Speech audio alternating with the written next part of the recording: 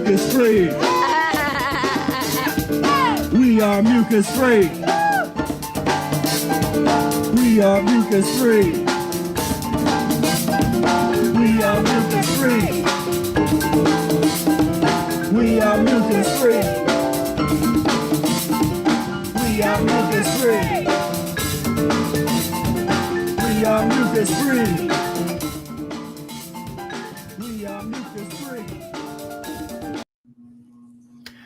Greetings, brothers and sisters. Welcome to yet another beautiful, wonderful episode of the Mucus-free Life podcast. And today we have a very special episode. We have some dear friends of mine that are going to be on a panel, and we will be talking about a incredibly serious topic, a very important discussion, the proliferation of ex-vegans, some of the most hardcore pro, whether it was raw vegan or regular vegan or vegetarian or whatever, and they'll be it for a number of years, for a couple years, 10 years, 20 years, 30 years, and then go through something, and all of a sudden they're making what I like to call the ex-vegan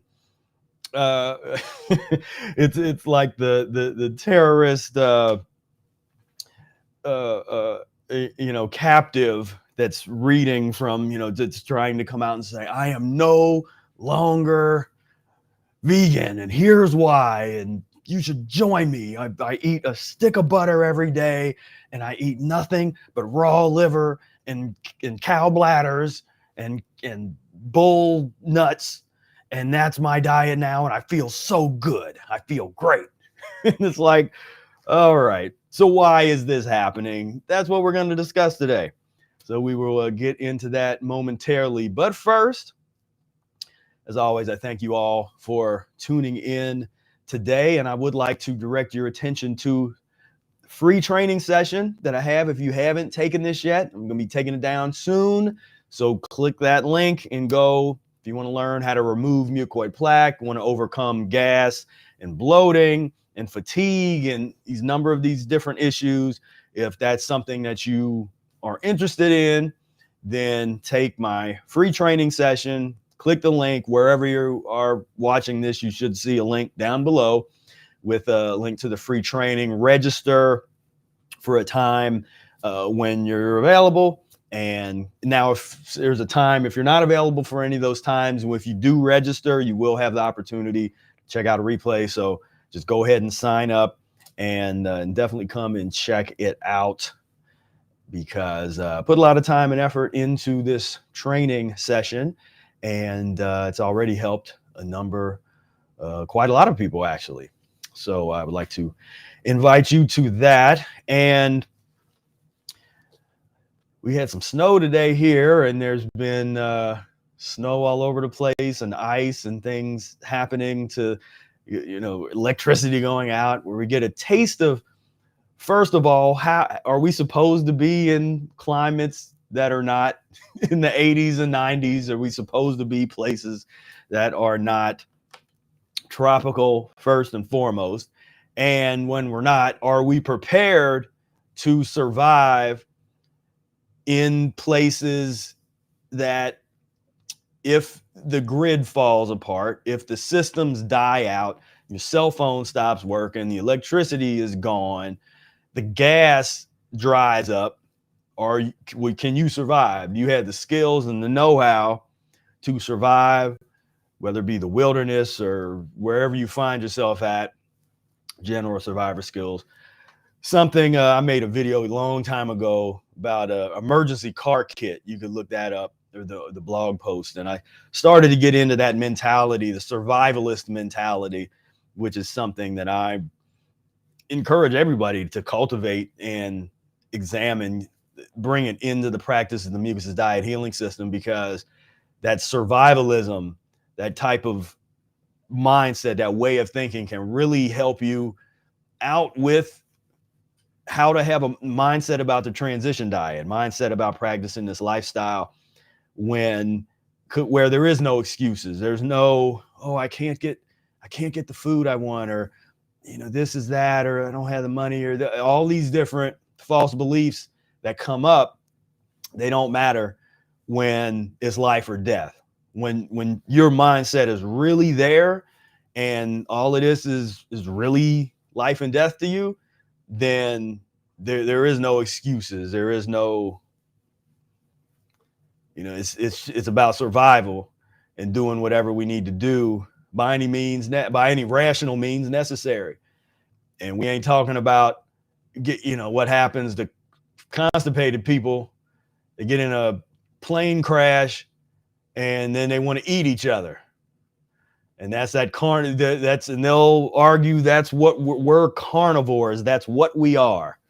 So you will look at your friend and you'll be like, I love you, but I'm going to eat you.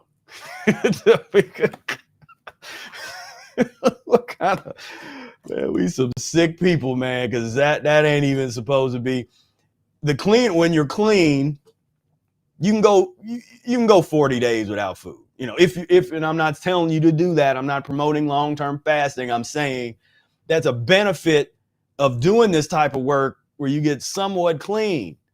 Then you can go a few days without food and you're not going to be falling over and weak and and totally out of it. Let's see what's up with some of these carnivores or the omnivores or all the different other vores.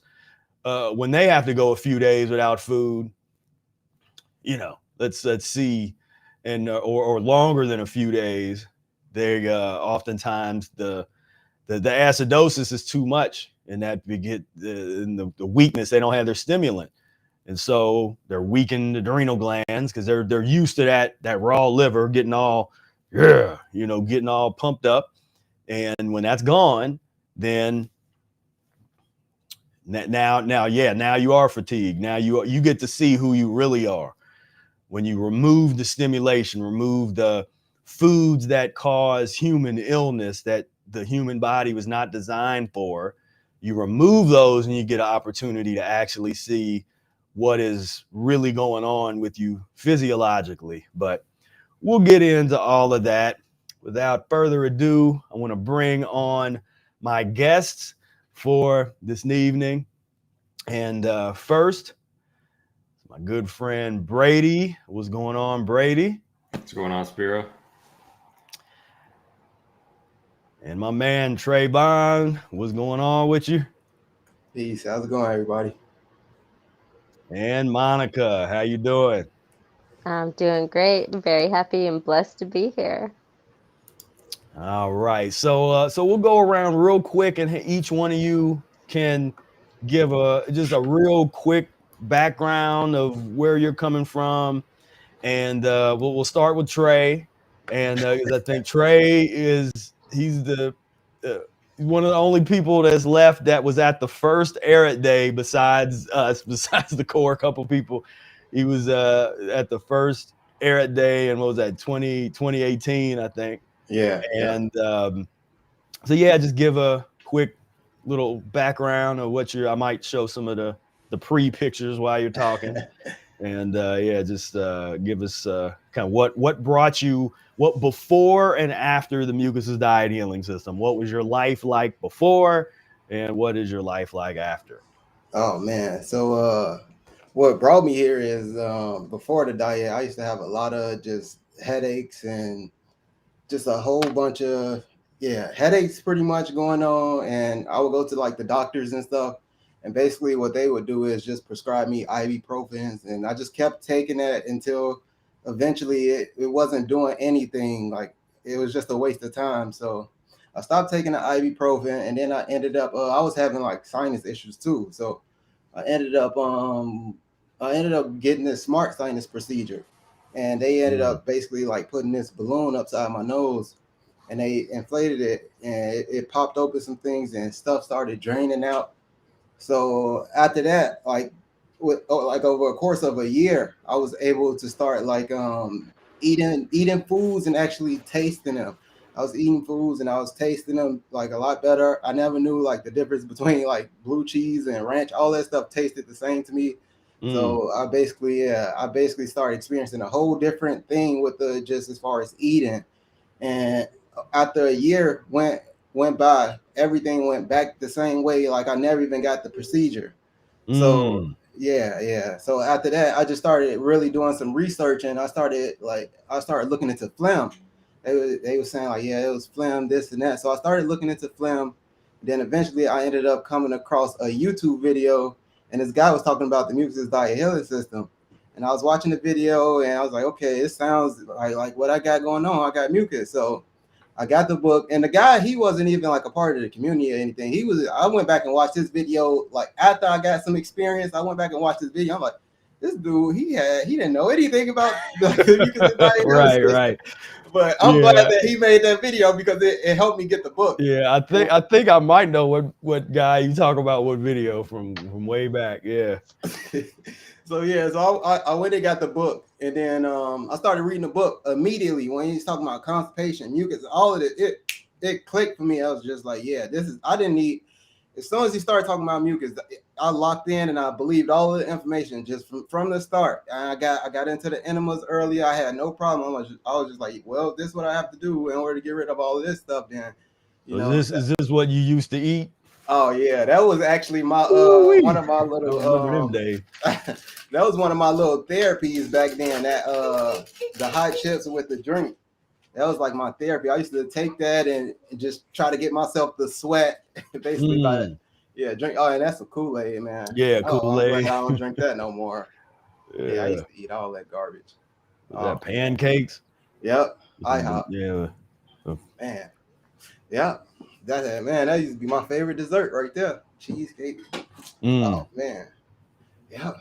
Life no more. But anyways, yeah. So basically, yeah, I got into it because I had a lot of sinus issues.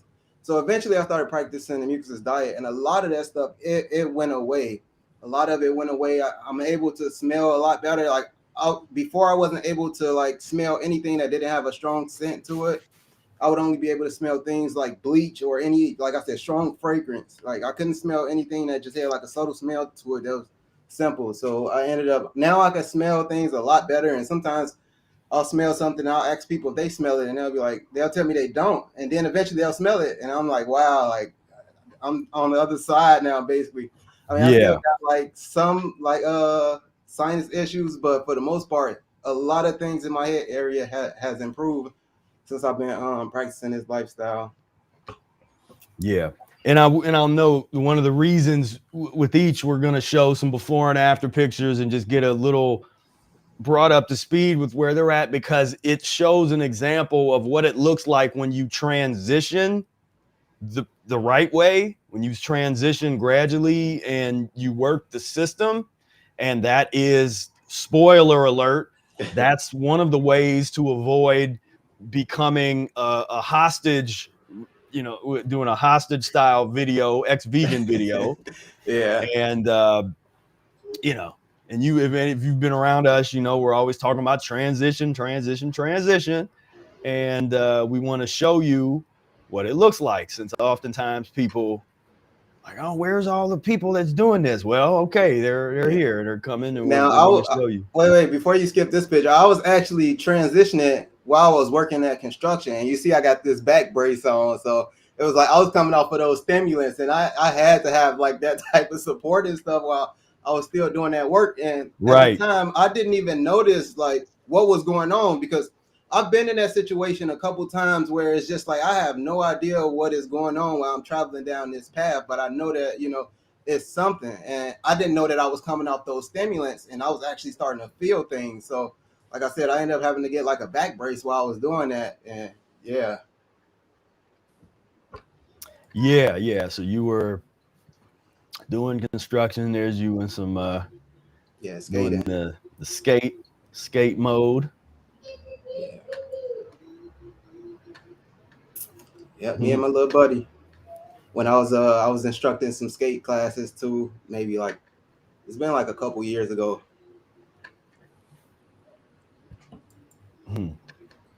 Yeah, my Eric beard.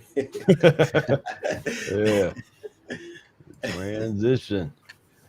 That's back first 2018. That's the first era day. Classic. That's one of the classic shot right there.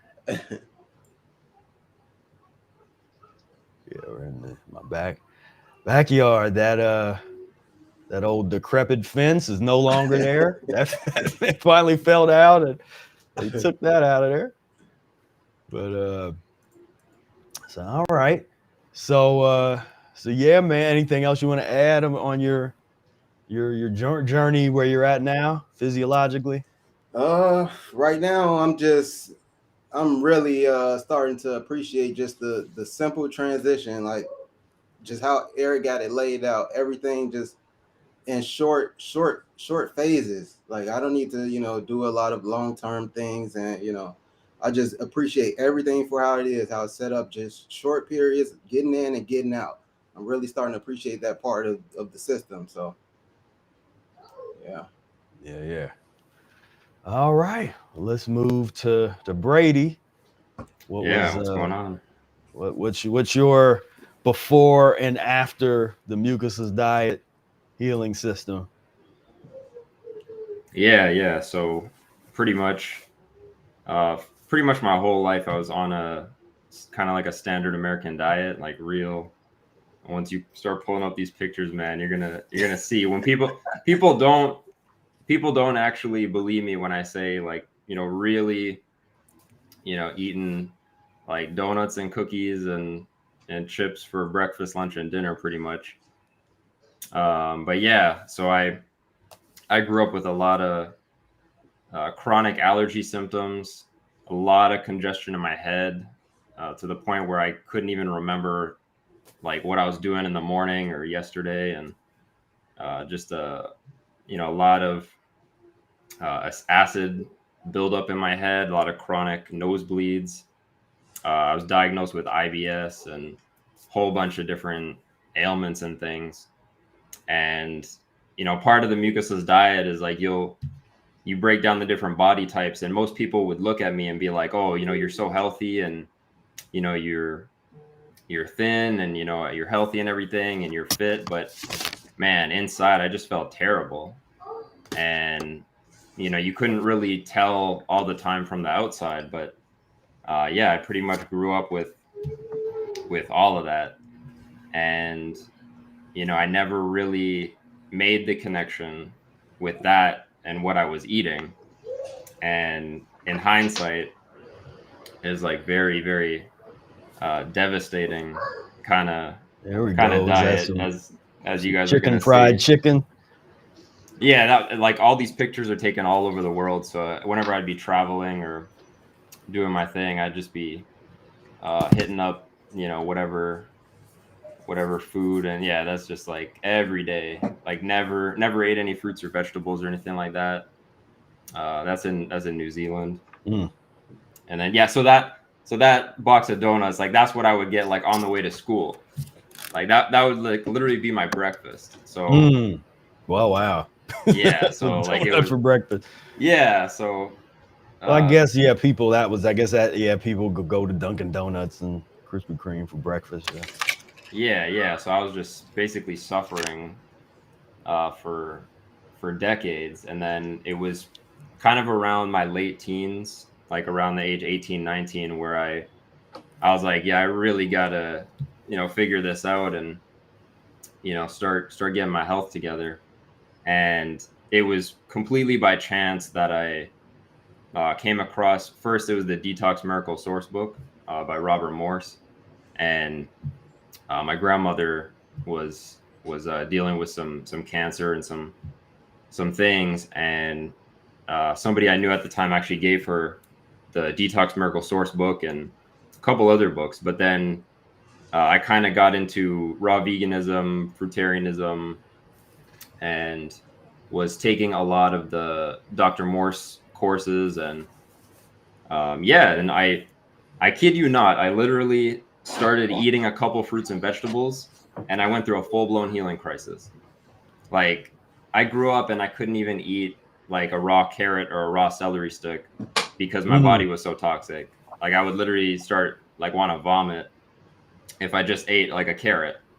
And that's how sick I was. And I didn't know it at the time, but then once I just started incorporating raw fruits and vegetables, I wasn't going on these crazy fasts or anything. It was literally just like I'd have a couple smoothies, and it was like boom, like full blown healing crisis. Like my teeth were loosening up, like everything was going crazy, and obviously I wasn't transitioning very well. I didn't have the mucusless diet at the time, and then I progressed from there, and it was kind of like Humpty Dumpty sort of yo-yo dieting between raw veganism and falling back into old I guess you could call it like vegan junk food. Like that's actually like a diet, I would call it. It's like a vegan junk food diet.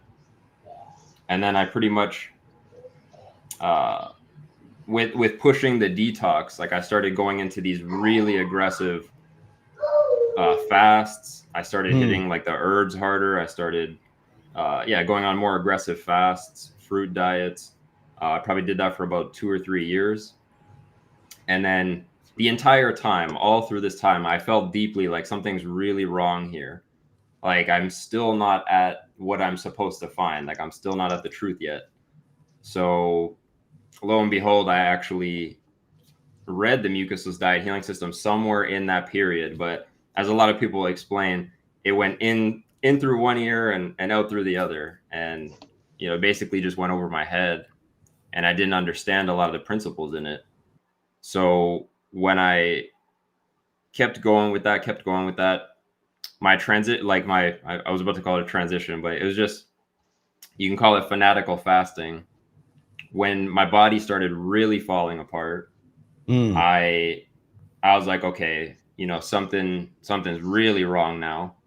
And I came back to the mucusless diet. I think I actually found your channel, Spira, and I started watching your videos. And then I was like, okay, this is really the missing piece here.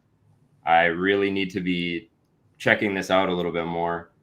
And it was 2021, January 1st. It was actually the fall before that, but January 1st, 2021 is when I like really started studying and applying the information in the Mucusless Diet Healing System. And I had to basically transition myself down out of the raw veganism and all that radical stuff I was doing. And I came down pretty hard, but throughout that year, I went to Arid Day and I plugged in with you, and I basically got some coaching. I took the e-course, and once I realized what this was, I was like, okay, this is exactly what I'm supposed to be doing. I don't know why it took me so long to find it, but I'm glad I did. And I think it's just some very, very rational, important information that a lot of people need right now. But I'm studying psychology in school. I'm a student in Canada, basically, and I got so deeply interested in why people can't see this for what it is. And then another thing is with what we're talking about tonight. Why aren't people successful all the time with this? And what are the barriers and limitations to people seeing this for what it is and understanding what state their body's in? So I think that's a big missing piece, a missing link of why people really fall off the wagon. They start messing around with things and they don't know what's going on with their body, and they don't know how to, control that cleansing process. So yeah, man. And you had a remarkable transformation, and from the IBS, and soon some people have seen your testimonial, but I'm gonna put that we recorded like some months ago. I'm gonna post that up, but yeah, you were getting even into more detail about the level of the constipation and the IBS and all that kind of stuff. And and you went from being a C student to an A student. Was that correct? Well, I was saying earlier, like I literally, that's so hard to explain to people. People talk about brain fog, but this was like on a whole different level. Like I literally could not remember anything. Like I was like a total zombie, and I was like trying to study all these textbooks and really get into things. And I'm like, man, I can't even remember what I ate for breakfast. How am I supposed to remember this whole textbook of information? But then what I noticed is that as I started draining all this mucus, especially out of my head and my sinuses, that stuff was just, it just became easy. Like studying became easier. And the more interesting thing actually was how much more interested I became in studying a lot of different things. And my interests change, what music I listen to change. Those are the more interesting parts I like to hear about people's transitions. Like, you know, how does people's personality change, and how do their interests change when they start transitioning, basically. Yeah, most definitely. And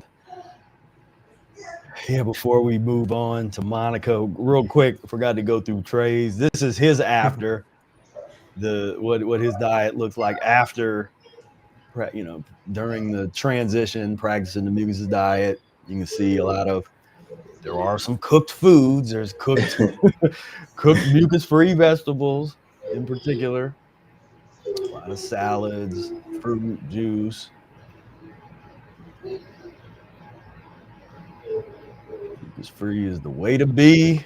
That was the first catchphrase. That was the first mucus-free life that was on the logo. Mucus-free is the way to be. And then it went to the original vegan diet. Then it went to the original plant-based diet. All marketing decisions. And it's crazy because, like you said, I was here for all of it. So I was here when the Air Day started. I was here when the E-course kicked off. I was here when the coaching program kicked off, and I just saw all of it. Even the last Every Day, that was completely different. And just being here for that, like, man, I'm grateful that I got the chance to experience that. Yeah, there you go. The good old baked sweet potato. Yeah, that's helped a lot of people get off of a lot of bad mucus forming foods. I was looking for mucus lean pictures, but for some reason I couldn't find any. But just so everybody knows, I do a lot of mucus lean still, because I'm still beginning my transition. So yeah, if that wasn't reflectant in my collection of pictures. Oh man, yeah, I did upgraded that whole thing too from time to time. I'll throw some stewed strawberries in there and stewed blueberries, mix it up. Yeah. But yeah, man, that baked banana, that was a good one. I kind of wore that one out. That's why I had to start mixing it up. Yeah, and that's for people that don't know what this. That's what. Yeah, baked bananas, little baked banana surprise. Got the chopped dates in there with baked bananas, probably some applesauce. Yep. Yeah. Yep. That's the good stuff. These tools that only we know about, only we talk about, the baked and stewed fruits. It's like the little missing link, and it's our like little secret in our community, and can really help. And it just can help people, man. Years ago, when I first started taking on clients, I had several raw food people who had been raw foodists, but really extreme raw vegans for a period of time, and to the point where some of them were scared of cooked foods at all. But they had got to a point where they were going through a lot of issues. They couldn't, fasting wasn't doing it. They wasn't going to fast through it going in that direction. They needed to back it up and take a different strategy and a different approach. And so I gradually transitioned them onto cooked mucus-free foods, and in particular, we're getting in some baked bananas and baked apples and some of those stewed fruits meals. It was a game changer because in some cases, some of these people weren't having natural bowel movements anymore. They weren't eating enough food, and so they were surprised that I told them, I was like, "You're not eating enough. You need to eat more. Eat more mucus-free. Throw the kombucha tea in the trash can, please, if you're interested in." I had no clue what that stuff was, and somebody showed me that, and they were like, "Here, this is what I'm drinking," because I didn't know what it was. I'm like, and I smelled it. I was like, "Oh, what is this?" I'm like, "Oh, it's like fermented mushroom. It's like mushroom beer or something." I'm like, "What do you throw this away?" So, transition and not feeling guilty about using the tools that we need, the tools that are necessary for this level of transformation to try to accomplish what we're trying to accomplish. Because what many of us are focused on is the long-term health, longevity. Whose organs and glands are the cleanest? It's not, you're not always going to necessarily look like somebody that had all the plastic surgery and the liposuctions, and then they go out with their beach body, or somebody that's in their 20s that, you know, well, I eat horrible, but I look great. It's like, okay, we'll give you a few years. That's not what we're talking about. This ain't about, you know, that everything's gonna look perfect in this sort of looking thing. It's about how what's, you know, what's the actual age of your heart, where you look some of these people in their 20s, and you know, I know somebody recently had some kidney issues in their 20s, you know. It's like, and this happens all the time. And so you could be 21 and you might look a certain way, like you look attractive by mainstream concepts, but your kidneys are like a 70-year-old's. You know, your colon is like an 80-year-old's, or somebody that's on their deathbed. You know, your adrenal glands are shot intact already in your teens, in your 20s. You know, so what we're saying is there's a longevity thing. We're not be the best athletes. If you're already a great athlete, you get on the Mucusless diet, you bring those, whatever skills you develop, you're going to bring those into this life. It's just many of us that practice, we're not athletes. We don't aspire to do that. The ones that do, a good friend, Rashad Evans, we interviewed him a while ago. He, you know, phenomenal athlete. Like, that's a real athlete. And he's fine. You know, it's like, so, you know, because people seem to want those examples. They want the athletic examples, as opposed to I went from C to straight A's example, or I got 2 master's degrees and a PhD because of the diet example. The, you know, intellectual type of example. Nobody cares about that. But Spira, you also might not want to like break people's backs and you know, like break people's faces when you start practicing this thing, right? Because I remember Reese telling me he was like he's a high level hockey player, and then he's just like, wait a minute, I don't want to be checking people and breaking kids' legs and this kind of stuff anymore, you know? So your interests, they completely your whole value system shifts and changes, and it's not because you read something, or it's not like this philosophy that you're trying to adapt. When it's done correctly, it happens automatically from the inside out. You know, your values change, the way you see the world changes, and so what used to be fun is no longer fun. But then, you know, when one door closes, a window opens up, and all these other things that don't hurt you and don't hurt other people become way more fun than the other thing was. And so that pretty much was everything you just explained was exactly what happened. Like, to me, like, I've been into sports for like the last, I want to say like 15 years, and just going crazy, going at it, going hard at it, and just a bunch of different sports, boxing, swimming. I considered construction a sport because it's just so physically demanding, and just all these different things. I had gotten into activities, skating, and just nonstop. And I had finally hit a wall with all of that stuff, because all of those toxins, finally, it was just breaking down. And basically I started to experience, just like you were saying, like I was feeling very like stiff and just tired, and then the things in my head started to eliminate. So I was feeling like I was about to like pass out because of the drugs they was just starting to eliminate up there. And like I literally had to stop skating, because that's like cardio. So I literally had to stop skating. It's been like more than a year now. And like you said, once that door closed, then I ended up just over here doing way more stuff. Like I plugged in with the book club and just got into so much more stuff over here. And I've always like stayed with this path, but I feel like when I got into skating, I started to, just because of, I think it was more of the sound and movement for me. It was like, that was therapy for me. So I got into that. But once those symptoms came up, and it was like my physiology, it shifted. Like I went from like a mucus type to a lean type, and I was like in that period to where I got real nervous. I had no idea like what was really going on because I read the book. But it's a difference when you read the book and then you're actually experiencing this stuff. You're just like, wait a minute, what's going on? So going back to reread the book, and while I'm experiencing that stuff, it took me a minute to really like for it to really resonate. But yeah, man, I went through that exact experience, just literally that exact experience. So, and I also pretty much that's why I had made that post on Facebook. Yeah, man. Yep. I had made a post on Facebook pretty much about that. Like I didn't get scared and like run away. I started taking steps backwards. Like I started adding like beans into my meals and some of the other I had because it's like I had to put that poison in there to stop that other poison from breaking down. And I really that really resonated with me thinking about Brother Air situation when he's talking about the peanut butter and jelly thing. So yeah. That was just a whole crazy experience, and I'm glad I'm coming out of that. But man, I was in the dark for a while with that situation.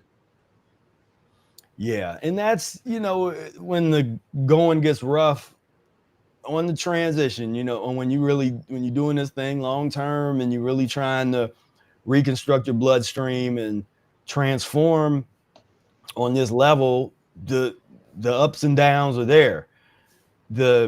My thing is you get to choose your ups and downs. Like you can either do the ups and downs of the pus ups and downs, and some of those, you know, that for me, you playing with fire with those ups and downs, and or you have once you understand what your body is really doing. I think that's a thing a lot of folks don't understand, because they think everything should just be perfect. It's like, oh, I got this perfect diet, I'm 100% vegan and raw, or I'm doing this, and they're not feeling good. They're not getting they might feel good initially, but then over time they don't feel good anymore, and they're starting to have brain fog. They want to blame the fruits, they want to blame the vegetables, they want to blame they're not getting enough whatever vitamins and proteins and this kind of stuff. Then they do what? They go and they eat some meat and some butter, and oh wow, I feel my brain fog's gone. I feel better. I'm back. Yeah, you know. Then they're, you know, then they're. It's a whole thing, and you know, for all the, and we'll get into that in a second. A couple case studies. Wasn't going to get too deep into a lot of those case studies, as you can find those are all over the place, but that's what's happening, and very few of them understand really what's going on, because most of them didn't really practice a mucusless diet. I mean, we have a few that came out of our situation, and usually they were folks that I might have had told a number of times, you need to like transition slower. Like go eat some beans, have a big salad with it. Yeah. Go have some beans, you know, go have some, you know, if you get you want a piece of cornbread, like go eat, you know what I mean? Like as part of the transition, you know, incorporate. And once you really learn about elimination, you learn how these things, you know, I've talked about the well-toasted bread models, and you know, there's a lot of things that in real life you use on this transition, where it's not just this perfect kind of you know, Instagram pretty food type of life. It's like, you know, sometimes you're getting in these trenches and you're really working through some pretty nasty historical toxic waste in your system, and you need a buffer. You need to slow down sometimes, and that becomes part of the art of the transition, is knowing when and how to speed up the elimination, slow it down, or let it ride.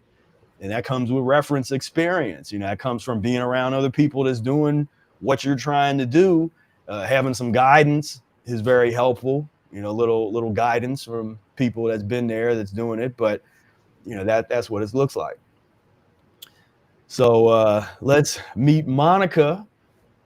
What's going on, Monica? Introduce yourself to everybody. What was your life like before the Mucusless diet healing system? Well, it wasn't too pretty. Let's just say that. I remember as far back as like when I was 8 years old, I was toxic then. Like I remember standing behind a couch at Christmas time, you know, all the Christmas lights and all the things, and my body just gave out. It completely collapsed. I was hospitalized for like 2 weeks. Every single doctor had a different diagnosis for what was wrong with me. One said you got Lyme disease, another one said you've got rheumatoid arthritis, another one says you got MS, another one. So every single doctor had their own story to tell in at the hospital, and all I knew is I couldn't make any of my body work, you know. And about 2 weeks later, and then on top of that, my whole body got puffy, like retaining water, inflammation, everything was going on. And so after about 2 weeks, completely everything went away, you know, no problems then as I get older, come teenagehood, um pizza face, you know, acne everywhere, um completely just like pus just coming out of every orifice of my body. Of course, I didn't understand it then. I didn't know what was going on. um I went from a lean type because when I was younger I was more acidic, ate very little food, but definitely was always just tiny, always this tiny little thing. And then after puberty, then I started to gain weight. I started to have allergies, eating issues. um didn't even know I had a problem. I just thought that was normal. You know what I'm saying? They're just like, okay, take this, take that, take a, you know, headaches started happening in my 20s, started to get chronic migraines. I remember the first day I got my first migraine, I was at work, and I was looking at a coworker came to ask me a question, and my vision completely left the building. I couldn't see anything. My eyes were open, and it came to complete darkness. And then the ears were like, you know, when you go to a concert and everything is very, very loud. I just remember hearing everything so extremely loud that like it was painful. So I just remember I couldn't speak. And so the person was talking to me, and all I could do was just try to tell them to be quiet because I couldn't handle the sound that was coming in. And after that, they just got worse and became chronic, and um, yeah, all kinds of issues there. So then I had lots of eating issues. I would eat, and I had this thing where I'd just get narcoleptic after I ate. Like, you know, my friends would be like, let's go to eat. I'm like, you're driving, you know, because I didn't even want to drive because I'd like fall asleep when I'd get back to work. I'd be passing out at my desk. And then, you know, this is all before I had kids. This is, you know, teenage 20s. Okay, so then comes time to have kids. You know, I start going down the journey of, oh, I want to have children. So I'm like, okay, I got to clean up my diet. You know, I still don't know about the Mucusless diet yet. So I jumped right into veganism in like 2009, straight up, because I'm the kind of person who's like extremist, right? Okay, this is not what I'm doing anymore. I'm doing this. Okay, bad idea. Really bad idea. I had to, you know, I started realizing I was allergic to wheat. I was allergic to nuts. I couldn't handle soy. Soy would give me so much pain. I would literally topple me over in pain. So all these foods that, you know, because I thought you had to get your protein, right? Because I believed in the nutrition theory at the time. I'm like, everything with protein, I literally could not consume. Beans would make me sleepy. Nuts would not, I would just get welts in my mouth and my throat. I couldn't swallow. So regardless of that, the interesting thing is I still knew that's the direction I was headed. So then I had to take a step back. I went to pescatarian, started reading more books, and of course, everything online and in books was so conflicting. It was very complicated to figure out which direction to go, what's good, what's bad. Nutrition was all over the place. And doctors, then I go to have kids, and doctors are like, no, you have to eat meat. So then I went from vegan to pescatarian to vegetarian, and then back to pescatarian when I had kids. I ate very little meat because I felt I was being forced to, because I didn't know any better, right? Mm-hmm. And then they scare you. They put the death of God into you. They're like, oh, your children are gonna die. You know what Yeah. I mean? Like the words, the language used is so wrong, in my opinion. It's just so wrong. Well, And it's propaganda. It's yeah, straight. It's evil propaganda. yeah. And so I didn't know any better. So I still knew I wanted to go down the healthier path, but everything else started going wrong. When I was pregnant with my first child, I got gestational diabetes. I got carpal tunnel syndrome. I couldn't pick up my body at all. I got DVT, which is a deep vein thrombosis, which is a blood clot in a main artery. My leg looked like an elephant, literally. And so when I went in the hospital to have my child, they're like, oh, she's coming in because she's pregnant. And I'm like, no, my leg hurts. I need you to fix something else that's broken. And so literally all those underlying issues, those, what's the word for it? Pre-existing conditions. Yeah, all those pre-existing conditions. I had no idea that if I continued eating the way I was eating and living the lifestyle I was living, that's what was going to happen. You know what I mean? I'm going to end up with diabetes, blood clots, I'm not going to be able to move my body. I'm going to be walking like a turtle, Yeah, but and in this horrifying is pain. your before pics here. We got the Oh ones you gosh. could find, Yeah. and I want you to ask your mom for some. I still want to see corporate Monica, Oh gosh. the There's the corporate Monica, pre dreadlock corporate Monica. But right? yeah, no, but this gives people a sense of where you were at. This would have I'm been definitely a mucus type. You could see that here. I just, this was during, I think this was back to vegan before mucusless diet, but definitely starch eater, heavy starch eater. Um, I was addicted. You know what I mean? There was nothing else about that, but definitely addicted to the mucus and still working my way off of it. Mhm. I have moments of mucus free, I have moments of fasting, and then I go back, but definitely not with the same light. Now everything is with that light of the transition. If there's going to be something mucus forming, it's definitely a better choice. It's with a salad.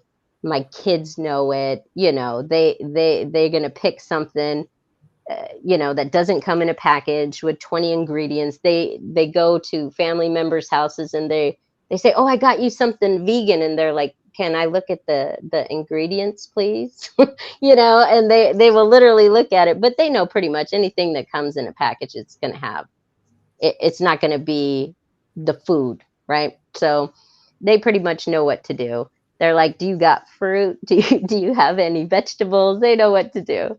But Yeah, again, when I don't put them in those situations very often anymore, anyways. But when they want to visit family and stuff like that. But I am ever, I cannot even express my gratitude for you bringing the book back into light, because I was reading so many things, and I'm a big fan of doing my research, and that's actually how I found you and Arnold Ehret, was through my research. I was reading Dr. Sebi, and I'm like, there's holes in this. I'm still getting headaches, migraines, stuff that just wasn't clearing up. And I'm like, but he's on to something here. I'm like, who did he learn from? And then that's when I found Ehret. And then I'm like, okay, there's somebody alive now that's doing this. And so then that's when I found you. And that was 2020, the fall of 2020. I got the book. Again, when you get the book, you read it and you say, oh, I read the book, right? No, there is no such thing as I read the book, because that meant you didn't read the book. That means you read, like, I think John says, the beginning, the middle, and the end, and then nothing happens, right? So I started doing a Right. few things. I added the enemas in. I added, more salads in, but I was not living the transition yet. Then a year went by, and at the time I was listening to a guru, and he actually mentioned the Mucusless diet healing system. And I was like, Mm. hey, I have that book. I need to get back into it. And so I picked it back up, and literally within not even 48 hours of when he mentioned it, you had sent out an email about the e-course. And then I was like, I need to do this. This is like the universe is telling me right now what I need to do. And because when I read the book, it was like firecrackers. Everything that I needed to hear was in that book. Nutrition theory being dissolved, I was so happy. I Mm. wasn't stressed. I didn't have to worry about B12 and omegas. Like, that was like, it was so stressful. That made no sense. And the simplicity of it, I'm a big fan of simplicity. And And how many pounds did you lose? oh geez, at least 20, at least Yeah. 20, if not more. It comes up and down because I go back and forth from mucus lean to mucus free. But the fact is that the mucoid's still coming out. There's stuff Right. still coming out. And so there'll come a point when and it drops really quickly. When I start fasting, it just falls off. But then when I start coming back on eating, the mucoid plaque's still there. I definitely don't get that whole inflammation in my face, because you could see it in the picture. I had so much stagnation. My gums were bleeding. My hair was falling out. It was bad. I had bad bacteria. There's some H. pylori, some like basically bacteria infestation in your gut. I was just infested. I had made a breeding ground for bacteria in my body and said, here, come live here. And now Right. my whole goal is like, what can I do so you don't make this home anymore? And that's my goal. And there ain't no going back. Was that that song is probably a reference that most people don't know because we get a lot of good, but that love don't live here anymore. There's no vacancy. No, you Bacteria ain't. don't live here. Not all that. No Oh, and toxic yeah, people are like, tapeworms. oh, don't you have tons of bugs in your hair? This is a transition internally, externally, spiritually, emotionally, physically. Your life will change if you want it to. And if you're going on this path and you think it's not going to change, or you don't want it to change, you're probably not on the right journey, because Right. this is going to change. But it's a beautiful change, in my opinion. I wouldn't change anything. It's going just the way I would have. I couldn't have even imagined it to go, if that makes any sense. Like, you can't even imagine how great your life can be until you start doing the work. You do the work and it literally unfolds and shows you the path. There's no question. There's no fog. There's no, I think I should go this way, but I'm not sure. No, it is like a beacon of light that is so easy to follow. You will veer off here and there just because of our own personal constipation. We get in our own way. But if you can learn to just get out of your own way, the path is simple and easy. It's just, you got to do work. Work is involved. So if you think it's a lazy way out, well, that's not going to work for you. You definitely got to do, eating plants and, fruit and green leafy vegetables. You can't get any simpler than that. But the point is, how do you get, my favorite saying is the Google, you got to know where you are in order to get to where you want to be. And if you can't figure out where you are or accept where you are, because that's the biggest thing for me, was really accepting where I was at physiologically in order to know where I need to go and how to get there, because it's all in the book. Your body's going to tell you, hey, you can't have I don't get to have the fun toast. I'm sad I don't get to have the toast. But there are other options that you can toast well, or you can, Right, because utilize.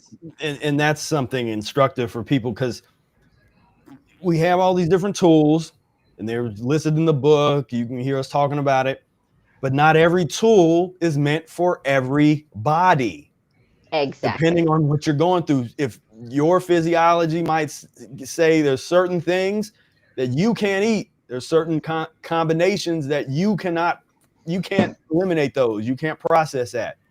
Right. That doesn't mean you're better. That's like with the peanut butter and jelly on toast that Brother Air used for a couple years into practicing the diet. He did the 2 to 3 year where he was eating that every day. I couldn't eat that 1 year into the Mucusless diet. Just physically, my body couldn't process that. But there were things that I ate and used on my transition that he wouldn't have been able to use, or he didn't use. I had a good old pinto bean. I was bean crazy on my transition, so I went through all that, and I don't think he didn't. I don't think he's ever had pinto beans before, and so that's just to say that's becomes your transition story. Exactly. And that's what I love about the mucusless diet, because even my children, one's a lean type, one's a mucus type. And their transitions, even though we all live in the same household, are different. They'll have different cravings that we have to get through, different things that we need to transition our way across.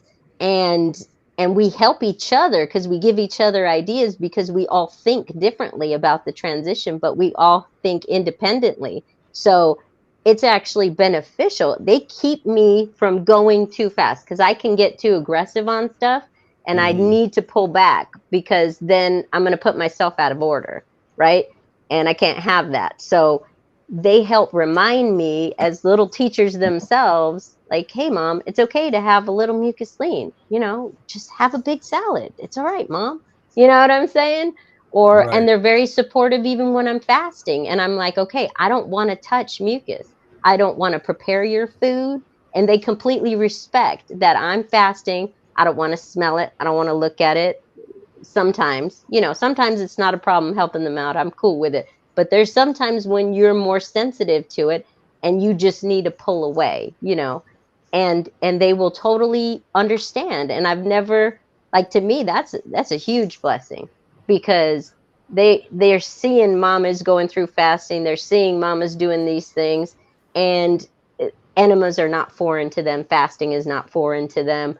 If they don't go through an elimination and they don't eat, they're like, Mama, can you make me some broth? They want something calming, and I want cucumbers, because it's water, but it's very gentle, and they know when to speed themselves up and slow themselves down. And that's amazing to me.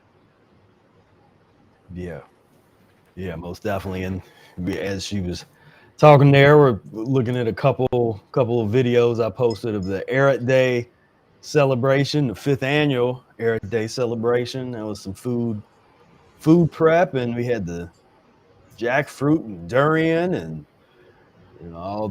you made that great tomato sauce, the tomato red pepper sauce, and we had the baked zucchini, and all big set Brother Air salad, just all of the stuff. You have vegan dog and vegetarian cats, and that we'll do a whole episode on that one day. We'll just do a whole the vegan animal episode, and just let everybody can be all bent out of shape. That'll bring people over. Like, yeah, your cat's a carnivore. You're suffering your cats, and all that kind of stuff. And it's just like,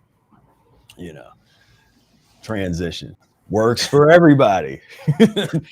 Don't be speciesist. You know, Yes, you can't just go and start feeding your dog grapes, I'm just, no, yeah, exactly. because it's a very aggressive fruit, you know what I'm saying? And the dogs have been fed this dog food junk for anyways, that's a whole nother story, but no, grapes are not toxic to dogs. Your dog is toxic and can't handle the grapes yet, that's all. Right. Exactly. All right, so let's start getting into a couple case studies. First and foremost, as we, as like I like to do, we will take a look at a couple selections from the Mucusless diet healing system. And what's the best way? Yeah, let's do that. So let's take a look at this section, fat and lean types. I got my copy. Fat and lean types. So this is where Arnold Ehret shares his theory of two different main or primary body types. So this, because of his, when you read the book and he gets into the new physiology where he lays out this paradigm of how the body functions, what metabolism is, which is different from the orthodoxy, the medical or the biological orthodoxies. So this is where he's laying that out and has this particular way of looking at the human physiology. Let me see if we can. All right, so the bodily mechanism of the fat type is, on the average, mechanically more obstructed because he or she is, in general, an overeater of starchy foods. In the lean type, there is more physiological chemical interference with the organism, such as one being, in general, a one-sided meat eater, a condition which produces especially much acidity, uric acid, other poisons, and pus. So right there, very important to understand. When people claim that they lose weight on the ketogenic diet or the carnivore diet or whatever, the paleo diet or any of these, or Atkins diet, any of these, I increased meat and I miraculously lost weight, I feel great. You did so at the expense of essentially transitioning your body from a fat type it's in the process, the foods in a certain way. You transition from a fat type into a lean type, whereby the physiological chemical interference is more pronounced. So again, and this is where we're so adolescent, just in general as a society, on this level of, well, does it look good? Am I skinny?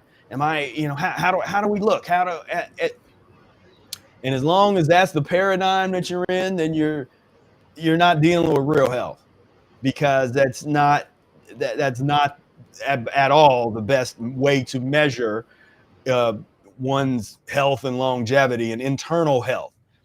As we said before, fitness and health is not the same thing. There's people that are fit enough to go run 10, 20, 30, 40, 50 miles, do 50-mile, long or whatever, 10 kilometers. And, they can do all that all day. They can go in the gym and bench press 400, 500 pounds, do all the squats.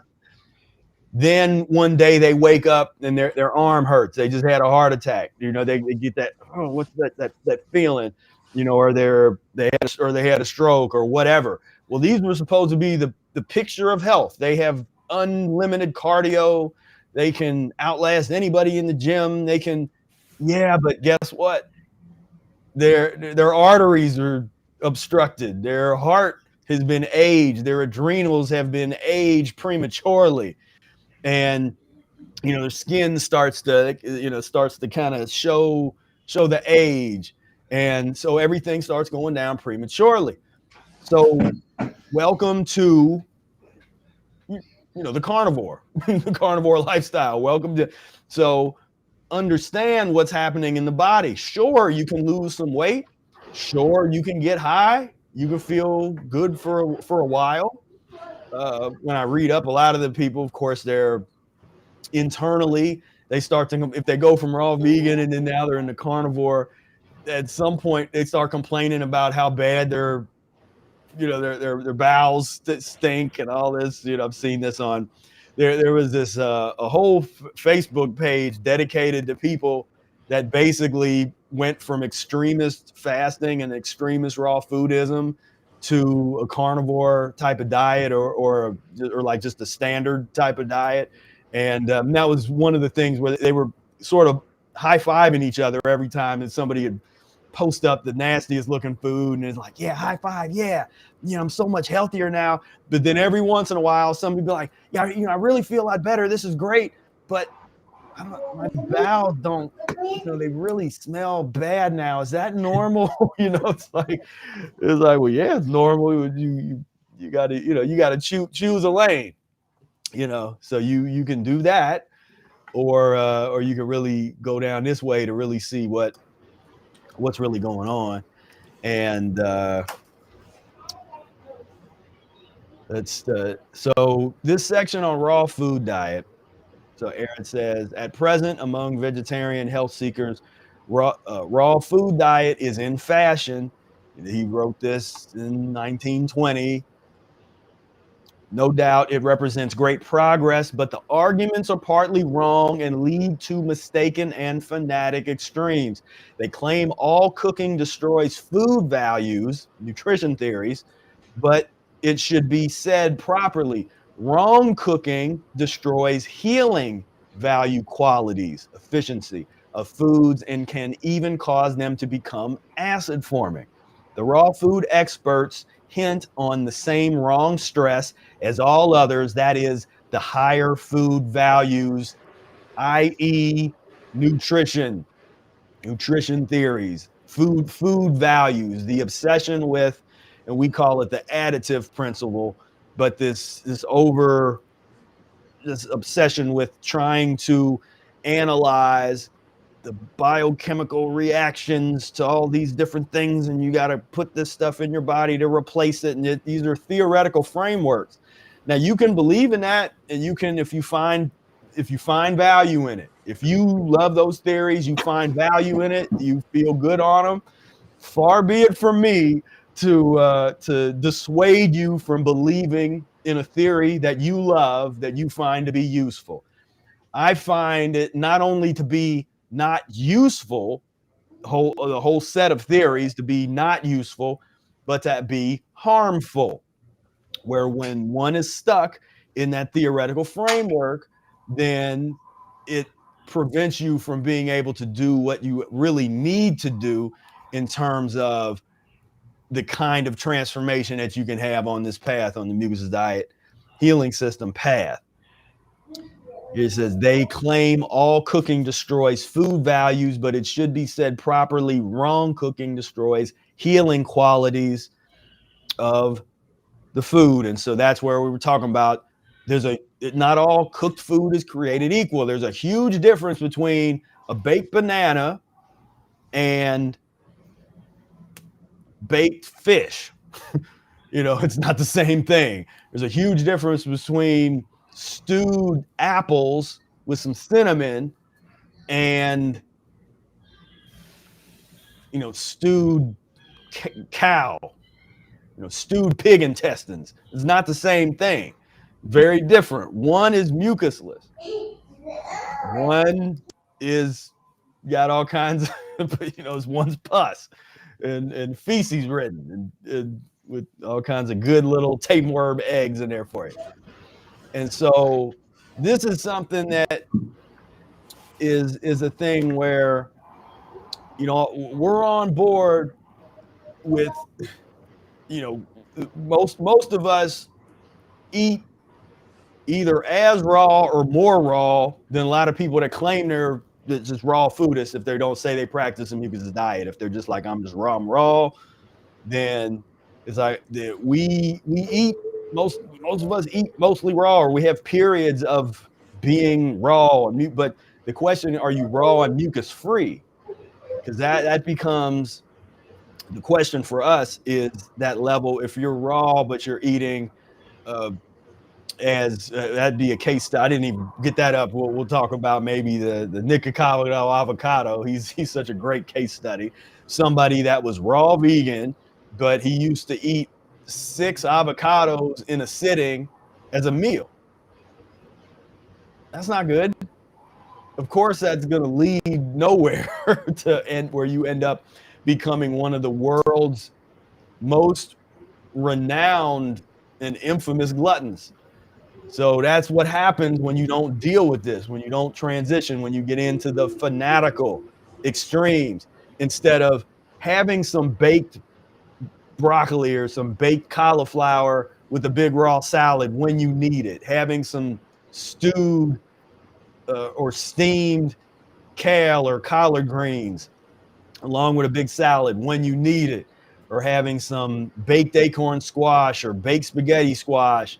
And you can put all kinds of peppers and onions in there, make it taste good, season it up a little bit with the non-salt stuff, a little tomato sauce or something on it with a big salad when you need it.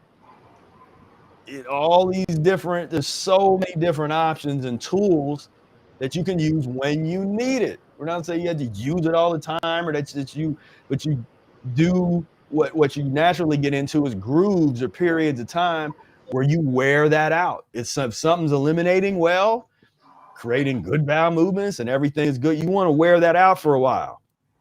Then you have periods, you move on to other things. So there's certain food items that I used to eat a lot that I don't eat much anymore. There's some things I might eat like twice a year. I mean, that's how the transition, where I don't just like cut something out, I'm never going to eat that again. It's like I'll check in with certain things a couple times a year just to see. Because one technique that I use that I've explained this before, but I don't know if people really understand it or get it. But I use food to actually try to find addictions to different foods, like internally. Like I will eat something that would probably, it might surprise you, because I want to see, am I addicted? Is this something that my body would still be addicted to? Is this something where if I eat it today, then tomorrow I'm going to just really want to have it again and have this craving? And I used to find those addiction points, and then I would work with them and eat my way through them and deal with them until they were gone forever. What most of the raw food people don't do, they never do that. They never work these addictions, the deep-seated addictions, out of their system.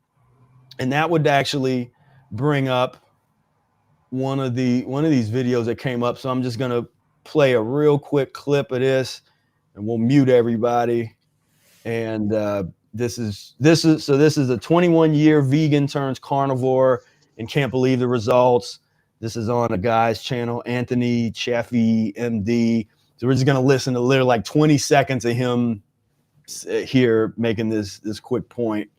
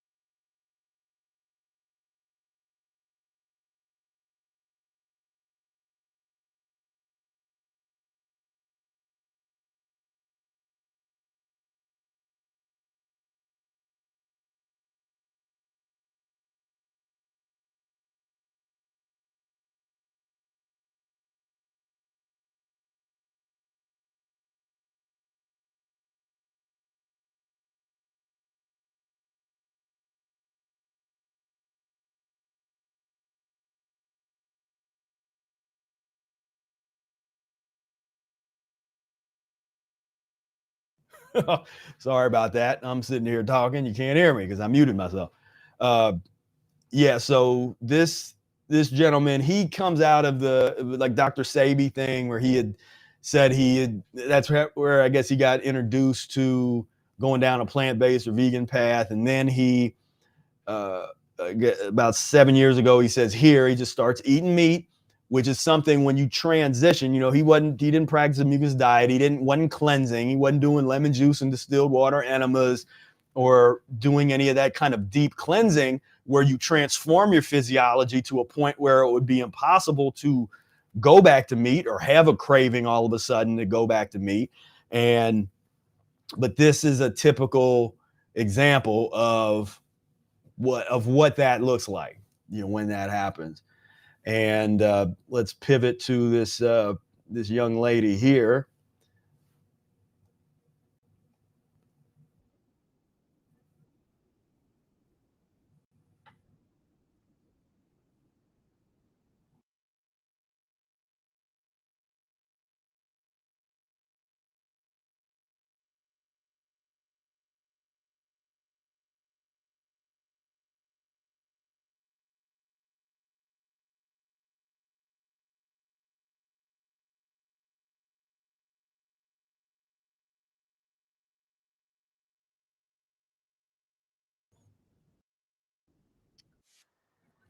So there was a lot right there. There's all kinds of stuff that we could break down, but basically they hit on some of the arguments that are made from the folks that go in this direction and say, we're made up of. I mean, it's literally, when I see this kind of stuff, when you really study diet in general and study the different diets of the world, as well as deviant diets or things that are unique to just a few people with different types of addictions or different types of habits that cultivate and develop, what you'll find, that in itself debunks nutrition theories, because you can find people that eat nothing but potato chips or Doritos.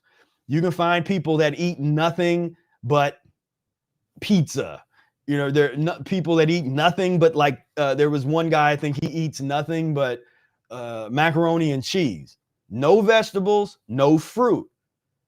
They don't die yet.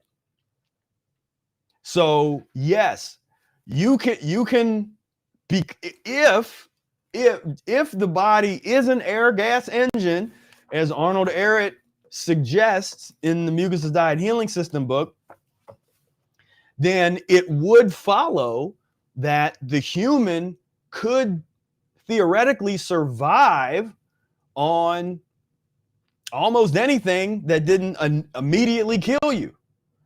So you can survive for a period of time on nothing but meat if you are transitioned to it. Not if you're not. I'm not saying it's good to do.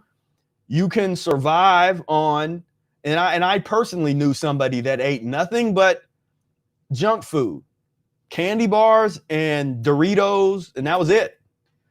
Where are they getting all their nutrients and all the stuff that they're supposed to be getting from the fruits and the vegetables, or all the stuff that they're supposed to be getting from the raw meat and the butter, or all these are just theoretical frameworks that are all wrong, just baseless, that are wrong. They don't hold up, because this is an exact example of nutrition theory gone wrong, where you can take nutrition theory and you could apply it to anything. You could take nutrition theory and you can rationalize eating nothing but bacon, eggs, and butter every day. You can take nutrition theory and all dairy diet.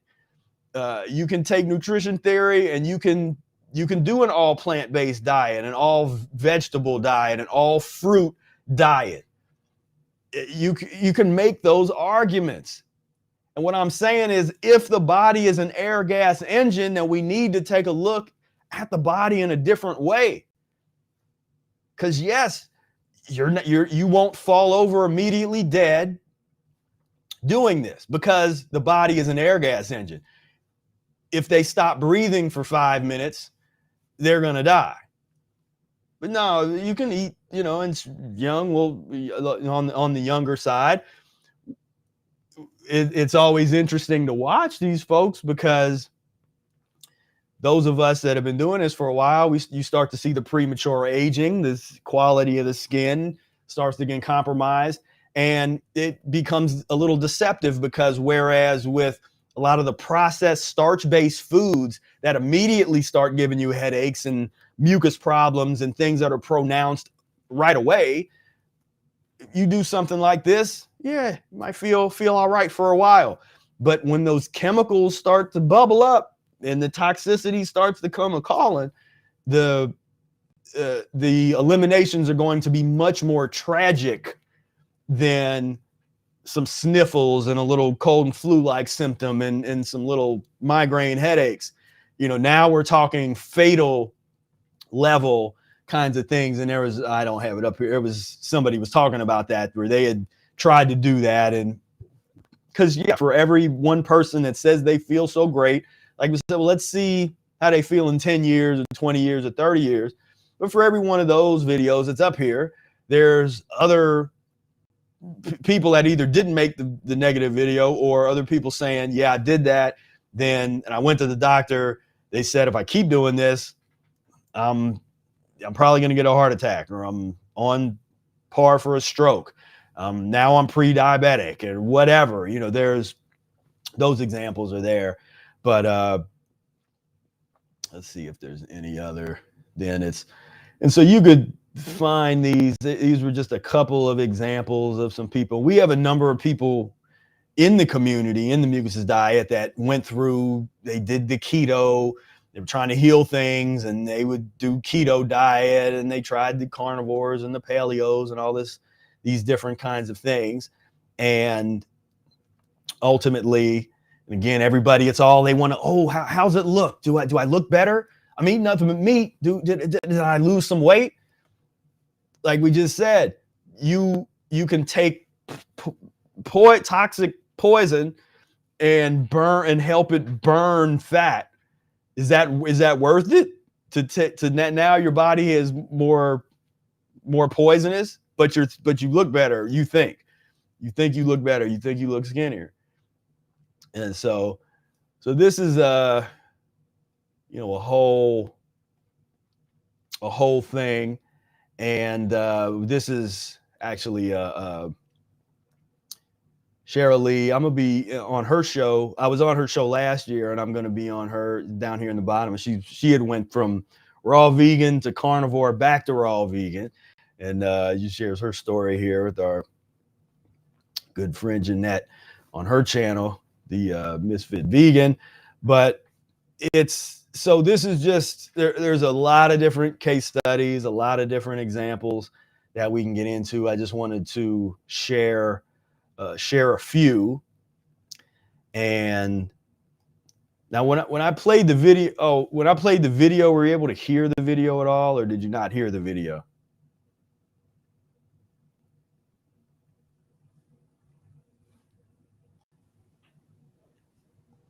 I didn't hear anything. Yes, I hate this thing is.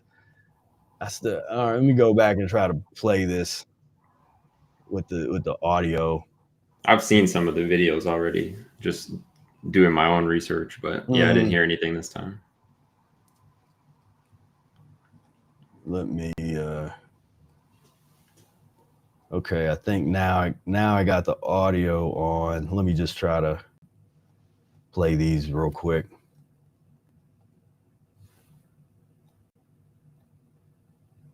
For every cell in our body. I eat on a high-fat carnivore diet. For breakfast, I have my coffee with some butter, of course, 4 eggs, baked bacon, and for dinner, I have a ribeye with some wild-caught shrimp made in butter, and to top it off, add some more butter. I eat a high-fat diet. Saturated fats are essential building blocks for every cell in our bodies. Fat is healing, boosting bone, organ, and immunity health with its antimicrobials and numerous vitamins. We are made of fat, and our hormones depend on fat. Without fat, our quality of life suffers. So, yeah, so you probably didn't even, when I started going off on that, that's what I was going off about, where they're talking, where they're just making things up. They're like, okay, the body's made of fat, so that means let me just eat a whole bunch of fat.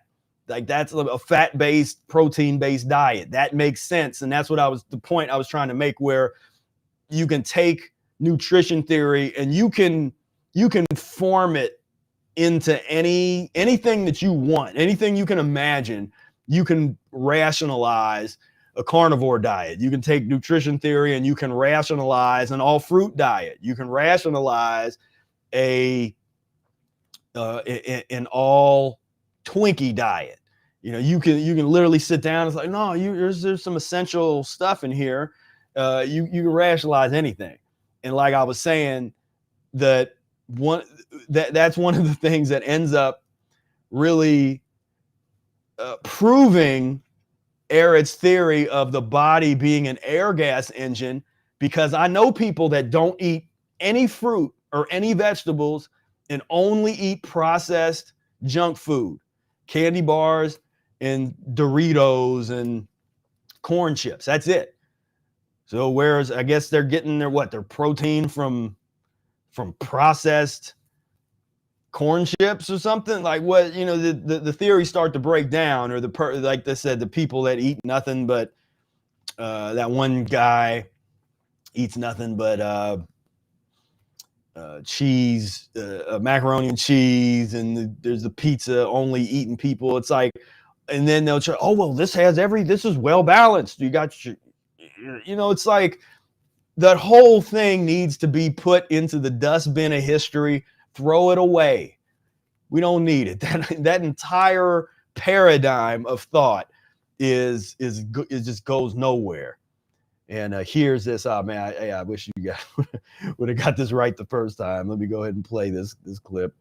Is when I came back to meat.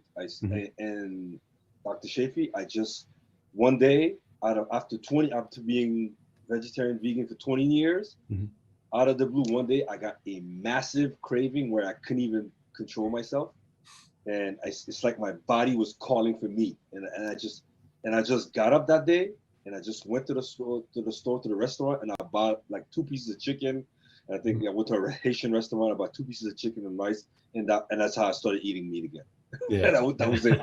That's how I just went back to meat. My body I couldn't control it. I had never had this kind of craving. I was like, what's going on? I need this.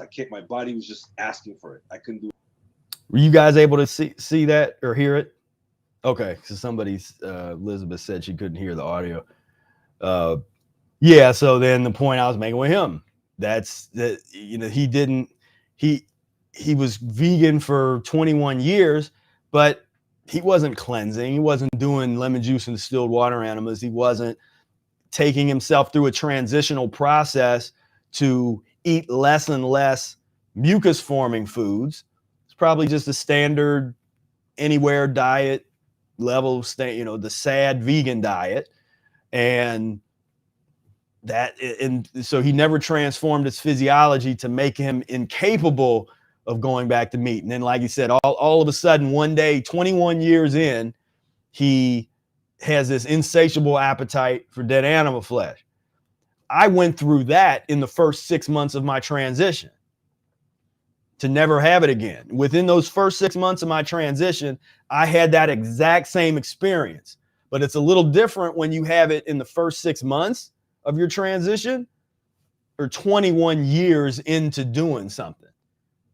But what if you could work that out of your system permanently and for good within the first months or first years of your, if you need to do a year, if you need to do years in the first part of your transition, what if you could get rid of that? You know, one of the things I used, I didn't just cut off meat all of a sudden. You know, it took me 6 months to 100% be totally off of meat. I think it even took longer to get off of, a little longer I was still messing with the cottage cheese, which is a transitional item that's recommended in the Mucusless diet healing system. Again, got to read the book and you got to examine and analyze and understand these different transitional tools that are being recommended. Because if you can go through a proper transition from the beginning, you don't have to go back to those things later on down the road. You've allowed your body to process and move this stuff out. And so, yeah, now this one I purposely I didn't have the audio on for this one. I was just talking over that one, which is just an example of many different ones like this. So so that's kind of our little, there's all kinds of different examples of different people. I know there was a raw vegan woman that was pretty popular that made the change, and people came out making videos about her, and I didn't know who she was. I don't remember her name, but we don't need to get into all those different case studies. I think we covered pretty much what the game is, what's going on, and that's where we're at. So we're gonna open the panel up and let's see what say you. What are your thoughts on the phenomenon of the this epidemic of the ex-vegan hostage style video and and just this whole thing? Well, yeah, I guess would just go for it, Brady. Yeah, well, I was writing an essay outline, and it was actually an essay that I was kind of writing to myself like a couple of years ago, because I was in the whole raw vegan mode, so I can actually relate to a lot of these people. A lot of people don't go through these kinds of modes, but I actually went through all that, so I know what it's like to not have a solid answer or something that's robust like Eric's theory.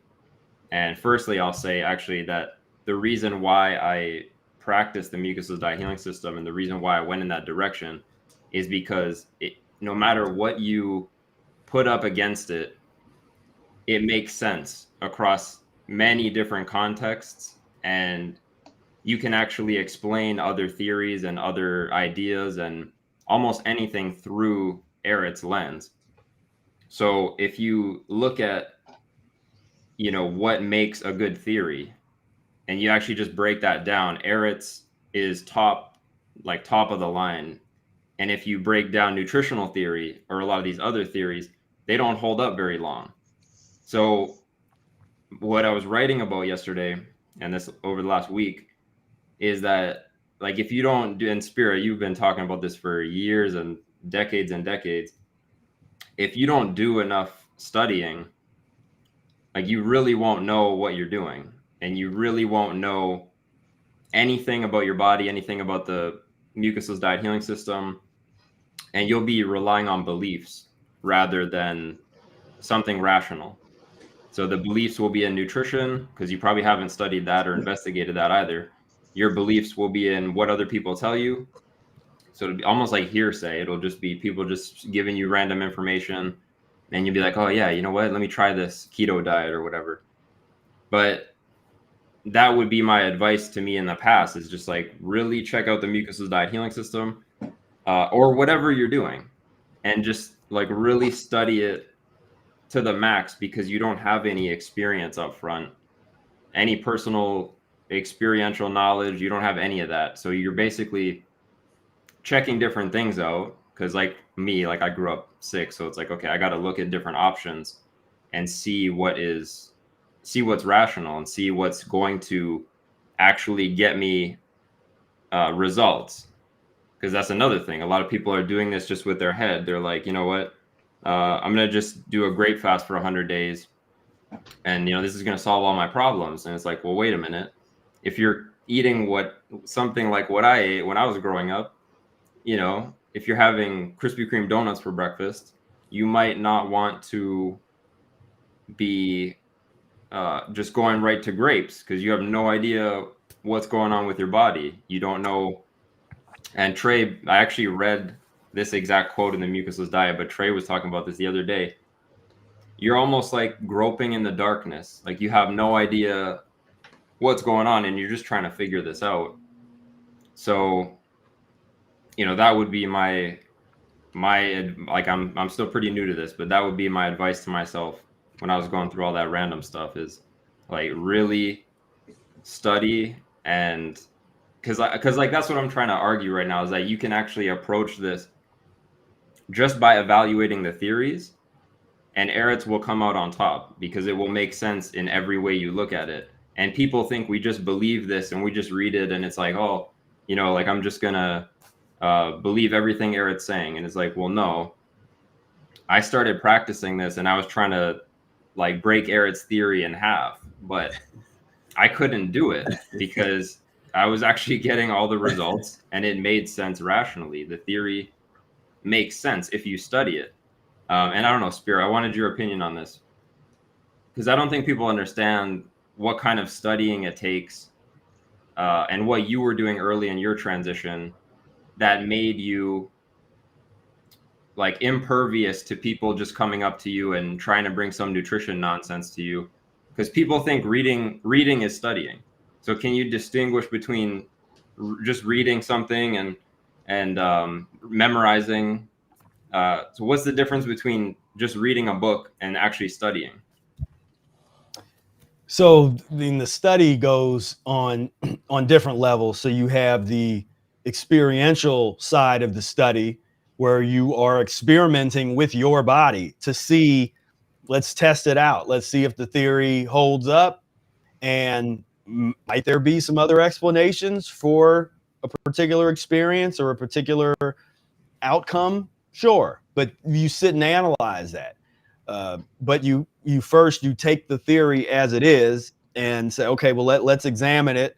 Let's examine its usefulness. Let's see if it is what it is or what it says, and you test it out. Like I said, experientially, you can test it out, thinking it through, but then bring in opposing theories and and think through that. So there's a lot of that kind of thing. The experiential side. When it comes to the actual research side, then it becomes incumbent on you to start looking at the history of the theories. Where did the theory come from? So if it's Arnold Ehret and he's talking about the air gas engine and the vitality equals power minus obstruction theory, well, where did that come from? And he explains some of where he gets that theory from. But then you can go a little deeper and start looking into theories within physics. That would be like the perpetual motion air gas engine or perpetual motion engine theory, and which they say, well, that's impossible. Then, but read up on that. It's just something that it's he didn't necessarily talk about that, but you can make a connection with that. So now you're studying physics, and while you're there, study the different laws of thermodynamics and all. Just go through all that stuff while you're there. You're studying there, then you come over, well, what else is connected, or what other thing could I study in relationship to this content? What about the history of the calorie theory, or the history of the protein theory, the history of B12 theory? And we can just objectively look those theories up and evaluate them from the perspective of, is this a good theory? Does this just make sense from an objective standpoint if we read the original theory, not what somebody talked about 10 years ago or 5 years ago, or some random YouTuber that's Dr. reading Oz. some type of, Dr. Oz and Dr. Berg and whoever that person was, the woman that we just got hip to. Oh no! Don't. Whoever, we're not gonna make people popular over I it. don't want to. No. Yeah, but not because that's where a lot of people, they try to get their nutrition.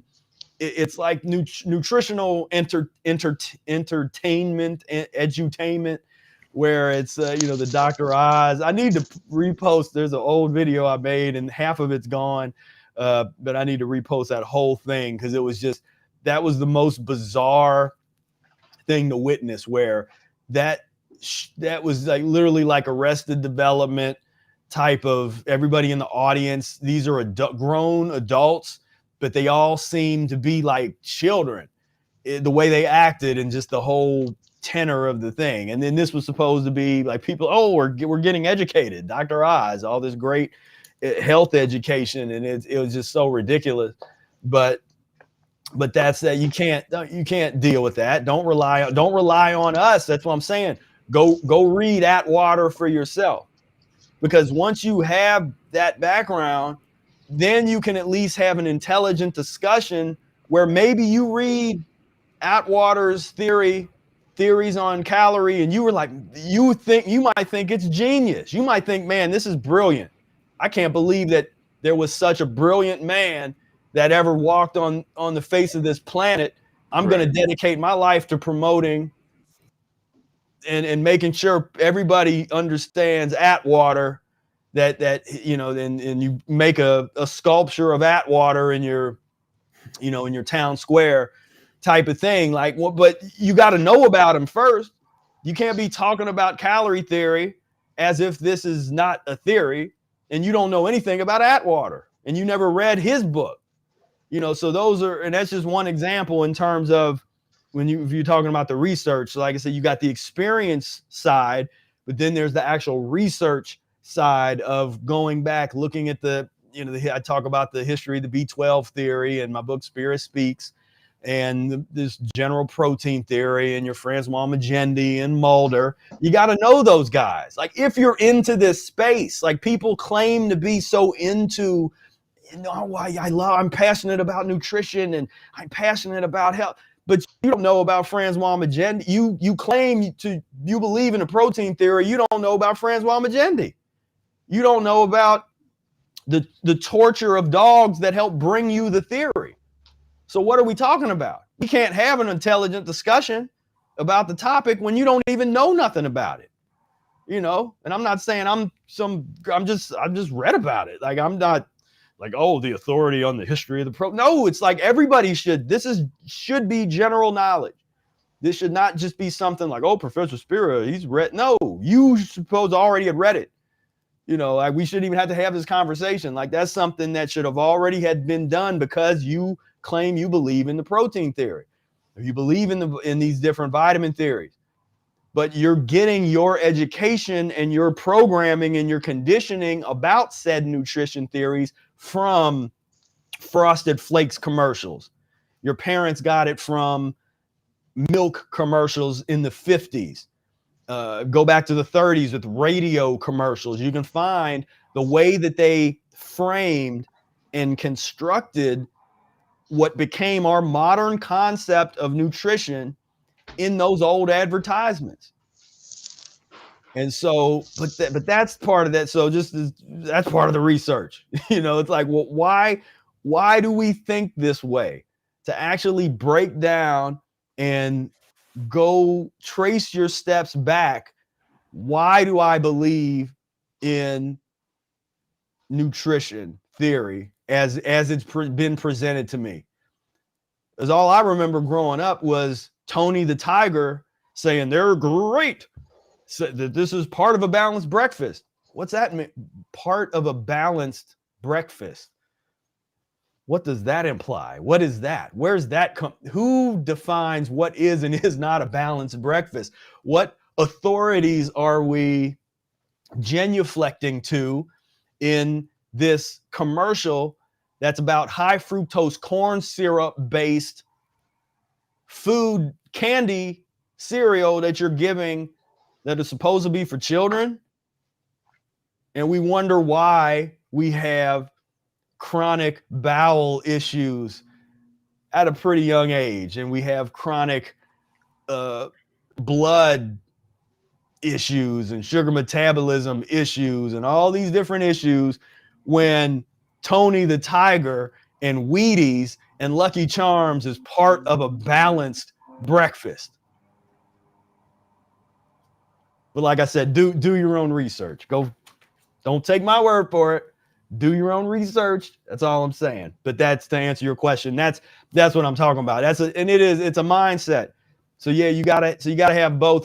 For me, in my opinion, you get the physical experience going through the process, and when you're on this long enough, there's certain experimentation. There's certain things that I experimented with physiologically that would shock people. But sometimes I'm like, all right, let me see what this does. Let me see if this really does what people say it's going to do. So just I have that reference experience. I can then speak confidently on the topic of that's worthless. Like that's not what it claims to be. So often the symptoms that are associated with the not having enough of whatever the so-called deficiencies, they are general, and this would be my opinion and other opinions of others in the naturopathic space, we're pointing to weaknesses in the glands. Now, what we bring to it would be first and foremost cellular constipation, acidosis that then destroys lifestyle that destroys the glands, the thyroid gland. You get thyroid problems, and good luck trying to go medical. This is not medical advice. I'm just saying good luck. It's like good luck if you want to go in that direction. And they say, oh, there's a thyroid issue. Your levels aren't quite right. Let's cut it out. Yeah. Let's cut it out. We can burn part of it off, or we can do these things, and then you're healed. All you got to do is take medication for the rest of your life. Does it sound good? So like I said, yeah, you might want to do your own research before that, going down that road. And you have to be for them to say anything is wrong with your adrenals, you got to pretty much be on your deathbed, because nothing shows up in their tests when and you be having panic attacks and having all these extra, some of the brain fog and a lot of these symptoms, again, that people ascribe to deficiencies, which I went through them. What I was able to do was go through them and do the necessary cleansing and healing and actually get to the other side of that, which a lot of people aren't willing to do that type of work and that type of cleansing. If you're really having those type of symptoms real pronounced, it's a lot easier to go you go get a B12 shot. And then people say, well, then why do I feel better after is it forever? Or you have to keep going and getting the shot, keep going and getting a stimulant. They know a little biochemistry in terms of what to do with the drugs and some supplements to deal with some symptoms, but we're not curing anything here. And you haven't dealt with your weakened system, your weakened adrenal glands and that kind of thing. So that's. Well, yeah, I think my point with that was just that, pretty much what you just said is like people who aren't doing all that, you have nothing that's going to save you when you run into a really bad elimination, because you have no foundation there to catch you. And all you're going to come back down onto is beliefs, your beliefs in nutrition or whatever the mainstream's doing, or this new fad diet out there, or carnivore or something. And that's not even taking into account cravings and everything. That's just when you hit something rough, you're literally just going to fall back into beliefs because you didn't look into any of this. You didn't investigate it. So yeah, but then I didn't even get into like what practice means, because that'd be a good question for you or Brother Air or Takora or anybody who's been doing this a long time. What is studying when you guys are referring to it, and then like what does actually practice mean? Because practice doesn't mean just blindly doing something. That's like it means something. So because Brother Air is always going on about what a practitioner means and what does practicing the mucusless diet mean. And I was telling somebody recently that I think you have to know what it is before you can practice it. And with Eric's statement, it might take you 1 to 3 years to get some foreign matter out of your system. And I just translated that quote to also mean, that's just getting into it. It's like 1 to 3 years. And then you might start to know what the mucusless diet healing system is. And I'm still very early on, so that's kind of been my experience, is that coming to the first Air Day and asking Brother Air some questions, asking you some questions, different community members some questions, and then hearing them make statements is like I really didn't know what it was or what people were talking about. So, you know, it takes time to know just what it is, you know? Right. Yeah. So yeah, when we use the word practitioner, you know, we're talking about one who practices the mucus diet healing system and the mucus-free lifestyle. When you practice something, that doesn't mean it's not like using a title where you are the thing, where it's like you know, I'm mucus free. No, you're not probably not not yet. You know, you might practice, you might be mucus free for periods of time, you might practice being mucus free or practice the mucus diet healing system. So we use it within that context. There is the using, you know, practitioner from the perspective of a profession or somebody that studies and then practices a particular craft or profession, and that, you know, so a practitioner from that standpoint. We use it within the context of somebody who does the lifestyle, somebody that practices the system, you know, practices, does the studying, does the experimentation on themselves, and you practice being you practice the system, which means some periods of time you're 100% mucus free. Other periods of time you might be fasting. Other periods of time you might be eating the beans in the cornbread with some collard greens in a salad. You know, and other times you might be eating nothing but baked fruit. You know, there's different periods, and that's to me what's so special about the mucus diet healing system. It's the most dynamic thing in the dietetic world that I've ever seen, that can take you all the way from eating some meat and dairy as a part of a transitional strategy to your body as an air gas engine, and everything in between is all about transitioning to the least constipated form of your organism. Removal of obstruction, removal of cellular and just constipation on all levels. And so that's a practitioner to me, you know, in my definition.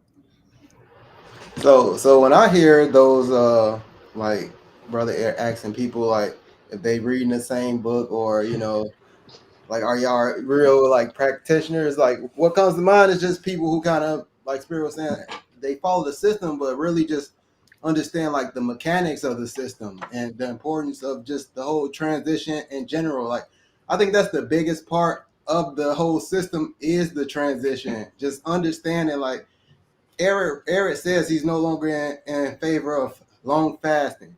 He's no longer in favor of, you know, he talks about how fruit dissolves in the body and it leaves all of this residues, all of this waste, all of this poison starts to loosen up. So he's not a big fan of just eating, you know, fruits. So in that type of way, it's just like you really start to understand the importance of transitioning, like why he set the system up the way that he did. It's just like, okay, have the no breakfast plan, go through that. That's gonna start loosening some stuff up. But once this stuff start loosening up, you need to get this stuff out of your body immediately. So that's why he's not in favor of doing these things for extended periods of time until you become cleaner to where you can handle that. But since your body can't handle that right now, just start with the no breakfast plan. That's gonna loosen up this waste, get this stuff breaking down, and then have a meal. Flush this stuff out, and then later on, after you have this raw meal with cooked vegetables and all of that, then let's go back to breaking it down again with the fruit. So, and it's cooked fruit, it's stewed fruit. We're gonna break it down as slow as possible, and we're gonna start crawling before we try to fly with doing all these long-term things that our body can't handle. So just really understanding like the mechanics of the system, I think that's what make a person like a real practitioner. Like you can start to practice some of these things. I think you can start to practice some of these things, but just really getting that understanding of the transition while you're practicing it, it just takes things to a whole nother level. Because I could sit here all day and just think about walking, but until I get up and walk, and it really isn't gonna mean anything. So it's like there are people who's just reading a book and trying to debate you about the book, and they haven't practiced anything at all. Then you got the people who is actually trying to practice it, and they not really doing too much studying. Then you got the people who's doing both. Like, I'm going to practice this and study it at the same time, because like Eric says, these conditions in the body, they start to change. And you got to be like I said, I went through a period, I didn't know what was going on. I kept studying, kept getting into the book, because it wasn't making any sense. So I just stayed with the information and just plugged in, man. I think, practicing it and actually studying it, that's a perfect way to go through this path, this journey. Yeah, absolutely. Yeah. And I want to chime in with that one, because if you stop reading the book, it's almost like because what's happening is we're transitioning. Our body is literally transforming as you go down this journey. And when you continue to read the book, it's almost like you're going to hear what you need to hear when you need to hear it. But if you stop reading it, then you're in that blind, that cave of darkness, and now you don't know which way to go. Whereas for me, if I keep reading the book, there's something that's going to just sound like, oh, I need to do this. You know what I mean? And it to me, it helps build that intuitive part of the diet through reading the book and practicing. But if you're not practicing and you're just reading, you're not going to get it, right? It's just going to be the same words over and over again. But as you're literally transforming your physiology, different things are going to start talking to you through the book. That's why the continued study to me is so important, and the continued practice, excuse me, is just absolutely so important, because that's what leads me to the next tool I need to focus on. Or maybe I forgot to use a tool that I was using before and maybe stop using, and that could be helping me in this situation or this elimination. For example, I'm going through a throat elimination. I've been having this little cough thing coming up, and all of a sudden it's like I started reading the book, and then the whole part about sunbathing came out. I know it's winter for everybody, but fortunately for me right now, I'm in California, so I can I am blessed to still be able to go out and sunbathe. And man, does it just, the system, it's not just a diet. It's a system. It's about breathing, it's about movement, it's about sun. All of these things are ever so important. And when you start bringing them all together, start doing your enema, and hey, do your yoga while the enema's in there, it's going to get all that much more out. Then I'll go outside and do some more yoga in the sun. And man, you can just feel the stretches. You can feel things like just loosening up. And then when you have the practice of the enemas, right now I'm doing 2 enemas a day. I do a morning session and I do an evening session because of the elimination that's going on. And stuff's coming out either way. And I'm not doing it to make a bowel movement. I still have a bowel movement. I do it after my bowel movement.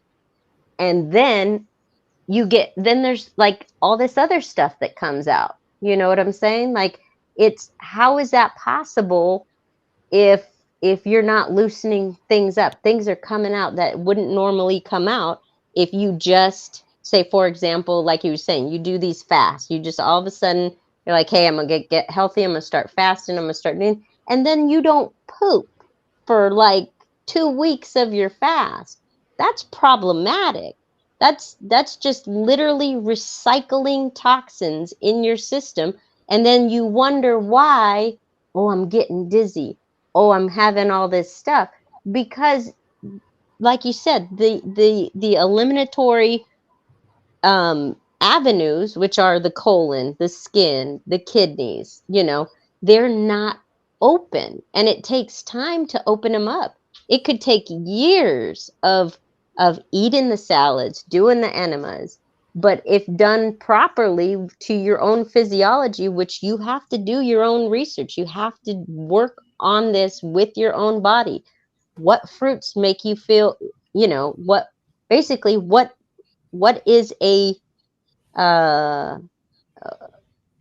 what's the word now? I'm trying to think of what foods help you eliminate easier, because it's not going to be the same food for everyone. It's not even going to be the same food for you 2 months from now. You understand? Like, those foods are not going to be the same for you in any moment of time. You have to keep working the system. Use the different foods. When it's winter, cook your fruit. You're cold. You may not, a salad may not sound appealing to you when you're cold, but some baked bananas, that stewed fruit, that's going to be warm, delicious, not aggressive, but it's still going to keep getting those bowels moving.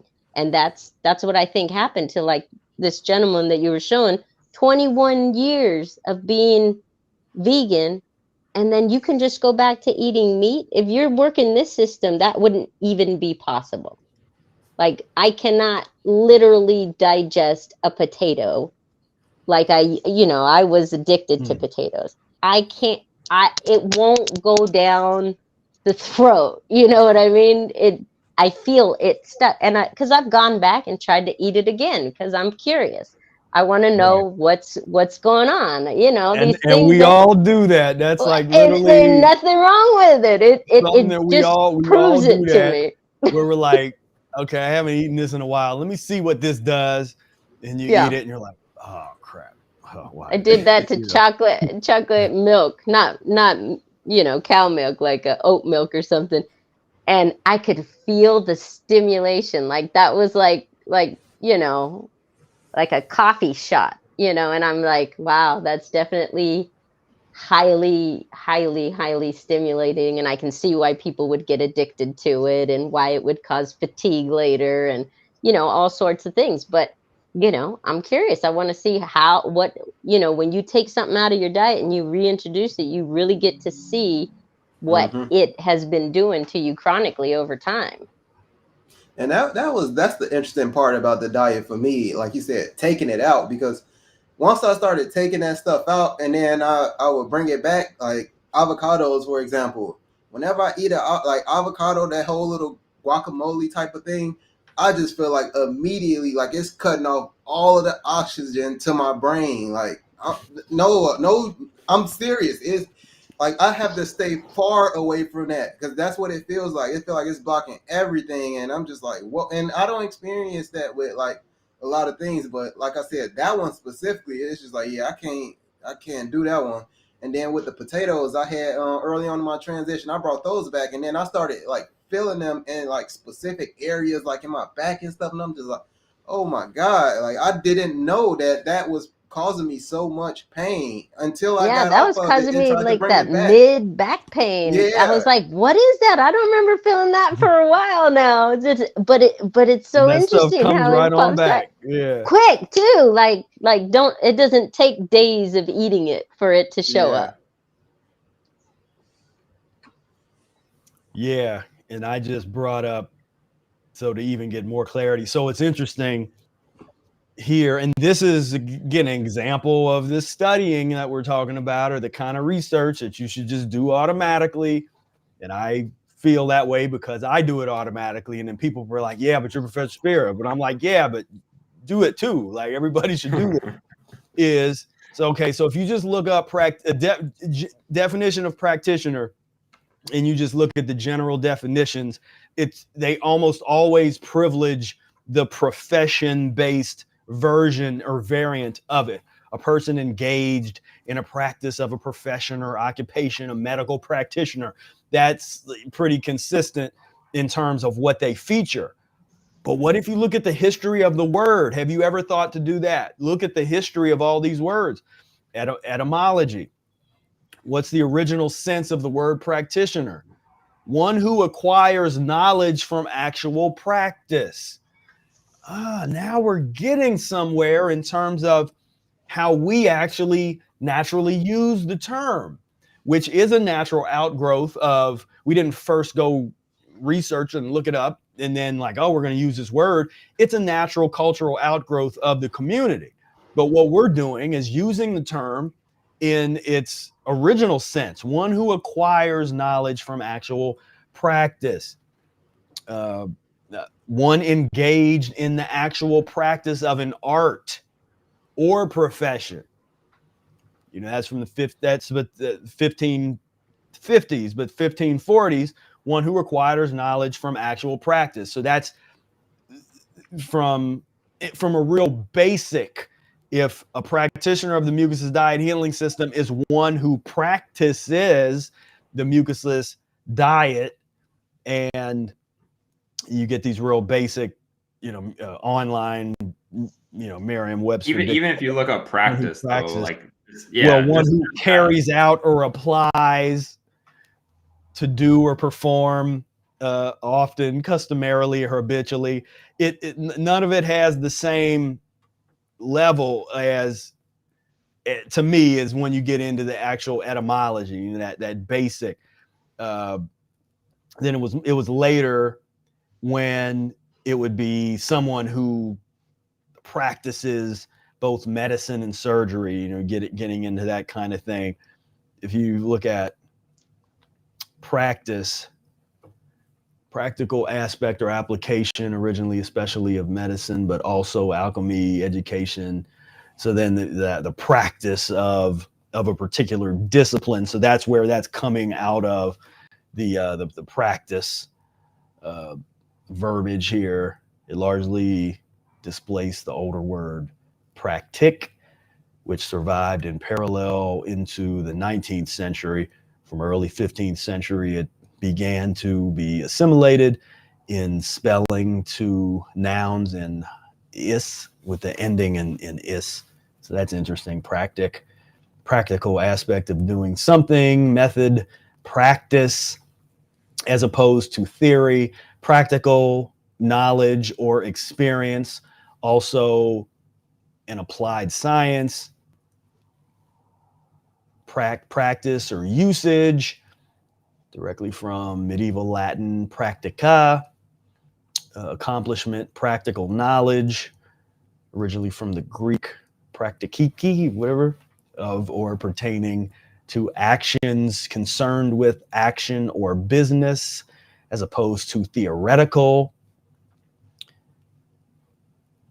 Yeah, so we're not, we don't consider ourselves mucus-free theoreticians, because some people would fall under that category where they don't really practice anything. They don't do anything, but they've read everything and they can theorize about the human body as an air gas engine, or fruit as the primary food of the human body. They're coming at it from a theoretical standpoint, as opposed from a practical standpoint of, well, they've done it and they can itself. The consciousness has rose to the point of being self-evident of the body being an air gas engine. You're breathing right now. It's like some of these things aren't particularly complicated, but they blow your mind when you actually think about it and you realize that, yeah, I can. You probably haven't been eating, unless you were just like, you like to eat and listen to us talk. You probably haven't been eating anything for the past 5 minutes or 10 minutes, but I bet you've been breathing this whole time. You've been breathing, because that's premium. That's the most important thing in terms of, if you were going to have a theory of nutrition, it would need to be based on breathing in the way that they use the word. We can have fun with that word.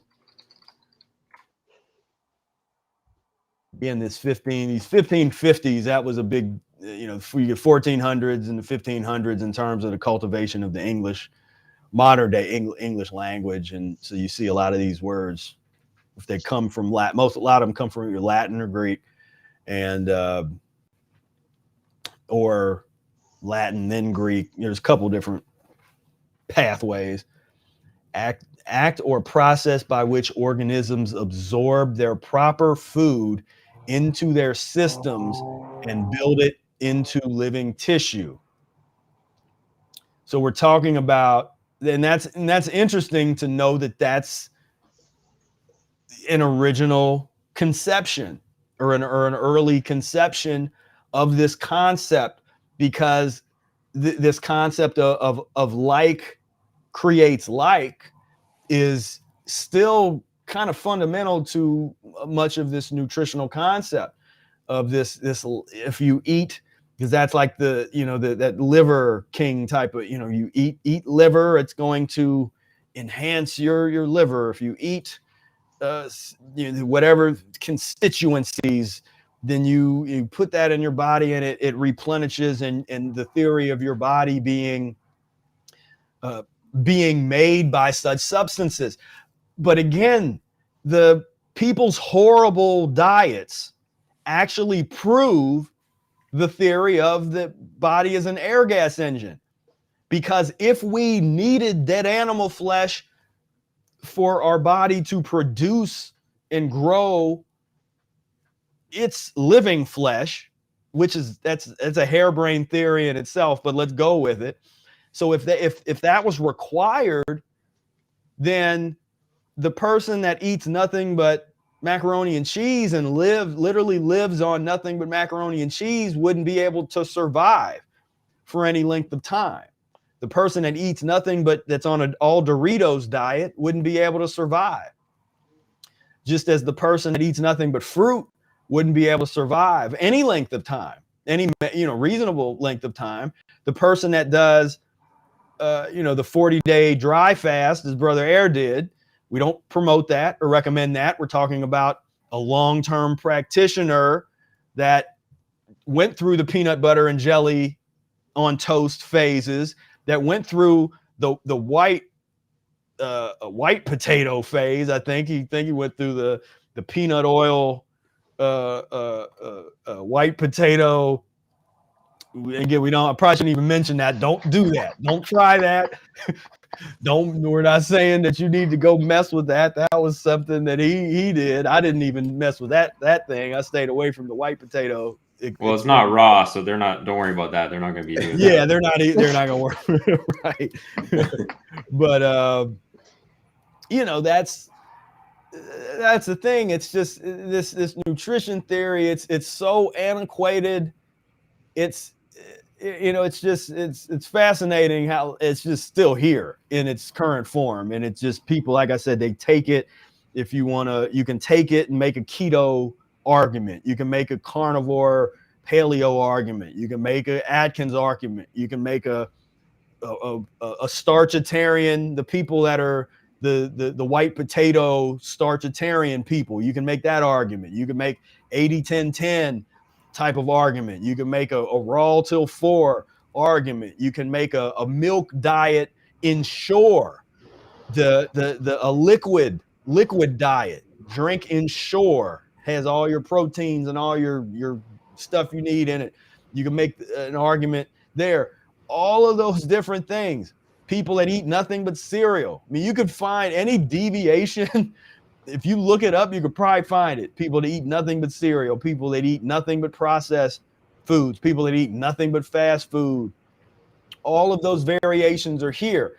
If the human body truly needed fruit or needed meat or needed anything else, if it needed cheese or needed dairy, if it needed any of those things, then we wouldn't be able to have such diversity of diets in the first place. But we got to understand why that diversity is there, why we're capable of such diversity, and why ultimately it's not the best course for humanity. Because then some people say, oh, that's a great thing. We got such diversity in culture and food. And it's like, but we're not understanding the foundation of human illness. If that's a value of yours, if it becomes valuable to learn how to overcome human illness on a permanent basis, then you would have to examine that a little differently. But to suckle, but now you're getting way back to that original, the nurture, the nurture concept of nutrition, because then you get into the nurture, and words like nurse, nurture, that's going to the mother, to suckle, meaning to suckle on the breast of the mother here. That's really the found. I think I get into some of this in Spira Speak, but that's getting into all of those kinds of things. Malnutrition, defective sustenance from imperfect assimilation of food. Assimilation. It's a whole kind of theoretical framework. But what we're doing here is what I'm recommending you do is take these different theories and look at the history of the theory, look at the history of the words that make up the theory.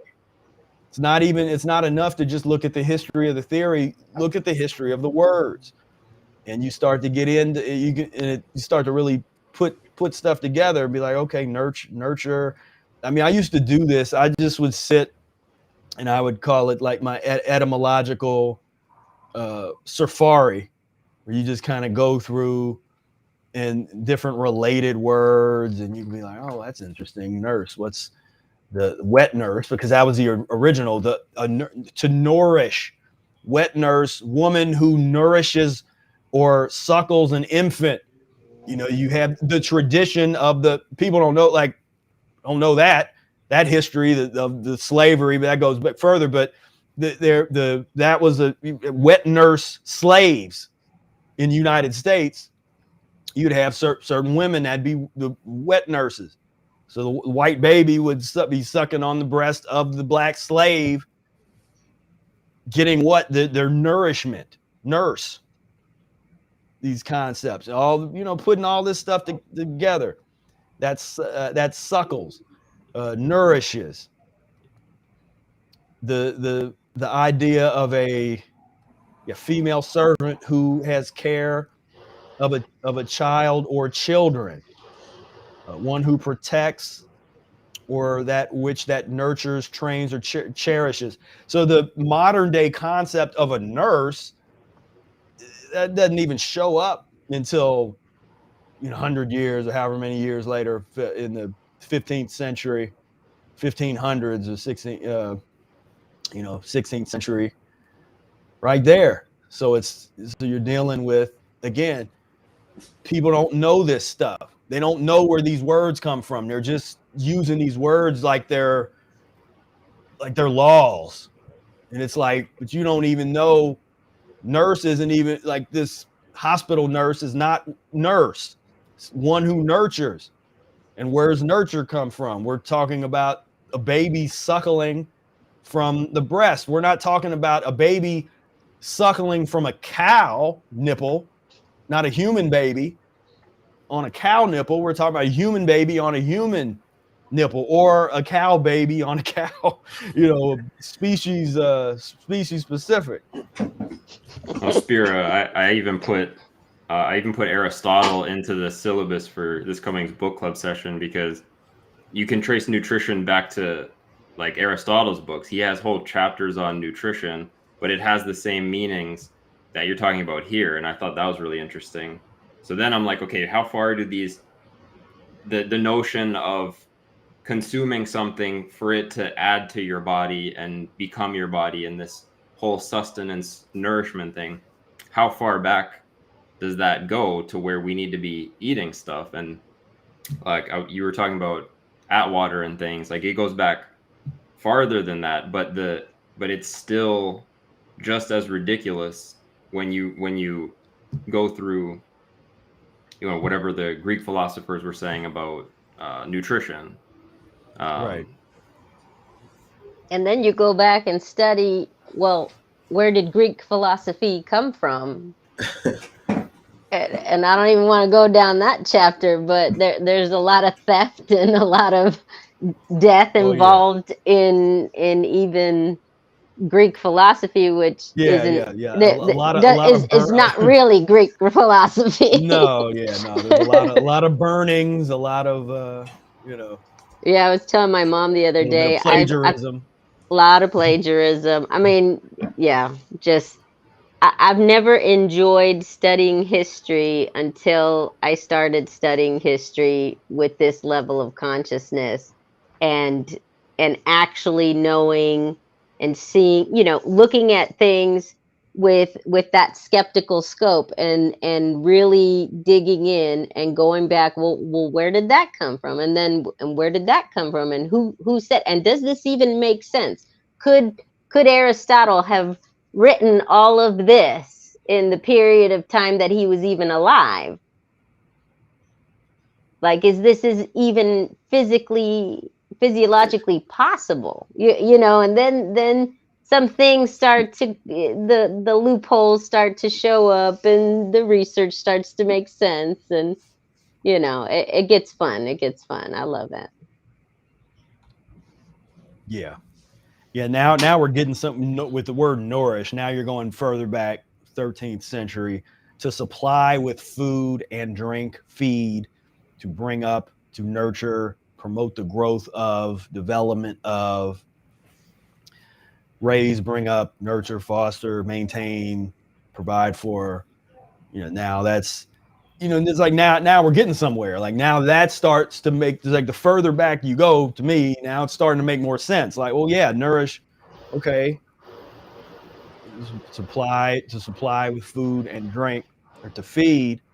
Now what Arnold Ehret brings to the table, which is the paradigm shift, is why do we eat? So it's an elimination paradigm as opposed to an additive nutritional paradigm, where we eat to aid our body in its elimination. And we need to eat for those purposes. We don't need to not eat because, oh, I'm an air gas engine, I don't need to eat. No, you need to eat. Probably people that think like that generally need to eat 2 or 3 times more than they already eat. You need to eat more because you're that filthy. You need to buffer the poisons, aid the body in its elimination process. So you need to eat the right foods that aid the body in this elimination process. But this is one I always like to look at. Companion. Let's see here. The one who accompanies or associates with another fellow mate, partner. Where's the bread fellow? There it is. Literally, bread fellow, messmate. Somebody like, I want companionship. I want a companion. What you just told me was you want somebody you can eat with. That's what I heard. When you're like, I want a companion. All right. I mean, you want someone you want to eat with. Okay. Did you mean that? Did you know that that's what you said? That that's what you're thinking? I want a mate. I want a companion. You want somebody to eat with. Because that's where you start to see how deeply rooted this eating thing is. That would be one of these things we could add to the lexicon, to the dictionary. This eating thing, as we say, you start to see how deep this thing goes, and then it helps you understand, as a practitioner, it helps you understand why you can get such vicious responses from people, from the closest people in your life, your loved ones, your friends. They can be the ones that are the most vicious because you're breaking the unwritten, untalked about rule of, now you just destroyed the companionship. You're not relating anymore. If a relationship is based on is based around food, as many relationships are, now you're not relating anymore. There's no there's no relating in the relationship. But Spira, the mucusless diet healing system is the only thing that will make that separation, because the raw veganism, there's still a big focus on food, going out to restaurants. The relationships and focus is around food. And a different behavior that I often see is, and I used to do this all the time, is like when people go into raw veganism or fruitarianism, like that's all they're taking pictures of, and they just get obsessed with taking pictures of food. And I just think that the mucusless diet healing system is that slight shift, but it's a slight shift into a whole different paradigm, because now your relationships, they're not built around going out to eat or, eating and that whole thing. Yeah, exactly. Yeah, fun with etymology. I could do that. That would have helped me a long time ago when I, when I was trying to get healthier and find a husband to have children, but I didn't pay attention to what he was eating to really know, what you're getting into, because that one piece would have made a huge difference. I was a little naive to a lot of things, but just having that one tidbit, how does someone take care of their self through their diet can reveal a lot about a person. A lot, and for how long, I'm not talking, I did this for 1 year. Okay. Okay, that's nice. Right. But how you doing over time? How are you handling shifts and changes? And are you still doing the same thing that you were doing a year ago? Because this is a forever transition. This is not, I'm just going to be doing the same thing I did a year ago. If I'm doing the same thing I did a year ago, then I'm not on the transition, in my opinion. Things should be shifting always. And new things are always popping up this way. And especially like when I first started this diet or whatnot, I was just thinking about, okay, I'm about to remove all of this obstruction. I know I got a mucus type body and this and that. And the elimination that I went through, a lot of it started to be mental. Like I didn't even expect that. I wasn't even prepared to deal with mental eliminations or emotional eliminations. I was just trying to, like, at every turn, I was just trying to figure out, like, what is this? Like, I'm so prepared to I'm about to loosen up some weights, get it out the way, and that's it. But the diet, it just always take you to really start relieving things that's necessary to be relieved at that moment. So for me, it was mental stuff and like I said, emotional stuff. So you just never know what's going to pop up, because you might have in mind, like, I'm going to work on eliminating this, but your body is going to do whatever it needs to, whatever it needs to. It's going to work on what it needs to work on first, like not what you think, you need to work on or I should be working on. Like, your body going to start working on it regardless of, what you want to, what your input is. Yeah. This would be like the advanced, would either be Professor Spira homework, or this could be a challenge. This would be for advanced. This wouldn't be popular. People wouldn't do this probably, but except for the most serious practitioners. But if you spend 20 minutes, even just 20 minutes a day, I used to spend 30 minutes to an hour every day doing etymological research. And but for me, it was just playing. I would play a game. But I got this old, it was 1985 Webster's Dictionary. I like older dictionaries and older encyclopedias sometimes, like stuff that I'll have here at the house because there's a lot of changes they made in the past 20 years on especially a lot of these online things. It's not as good. You got to definitely read from multiple sources, because this stuff is not always great. But I used to just go through, and I'll tell you, I got inspiration for that from when I watched the movie Malcolm X years ago when I was first starting practicing the mucusless diet. I had got into, or I read the autobiography of Malcolm X, and then I'd watched the movie, and that was just something where when Malcolm went to prison, he would take the dictionary, and his thing was going through every day. He was spending hours just reading the dictionary from the beginning to the end. And I had started doing that, but that wasn't really for me to just go through from front to end. What I got into was the study. I'd had a mentor, somebody, you know, that I knew back in the day, that was like, man, study etymology. That's all that was told me when I was young. It was like, study etymology, study where words come from. I was like, all right. And then in that Webster dictionary I have, there is an etymology part, you know, so it has the definition or multiple definitions, and then the etymology.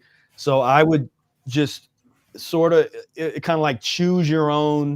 If you remember those books, they had like choose your own adventure, where it was like go to page 10, you know, and you go and you know, and then you either go to page 56 or go to page 47, you know, and you would just kind of go around. So I would do that with the dictionary.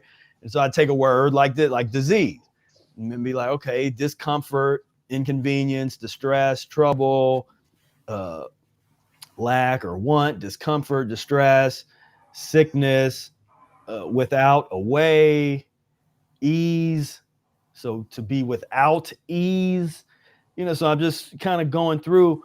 Then I'll pick one word or one synonym that sticks out to me, or that kind of is interesting, or just pick, you know, so okay, well, ease, and I look at that: physical comfort, undisturbed state of the body, tranquility, peace of mind.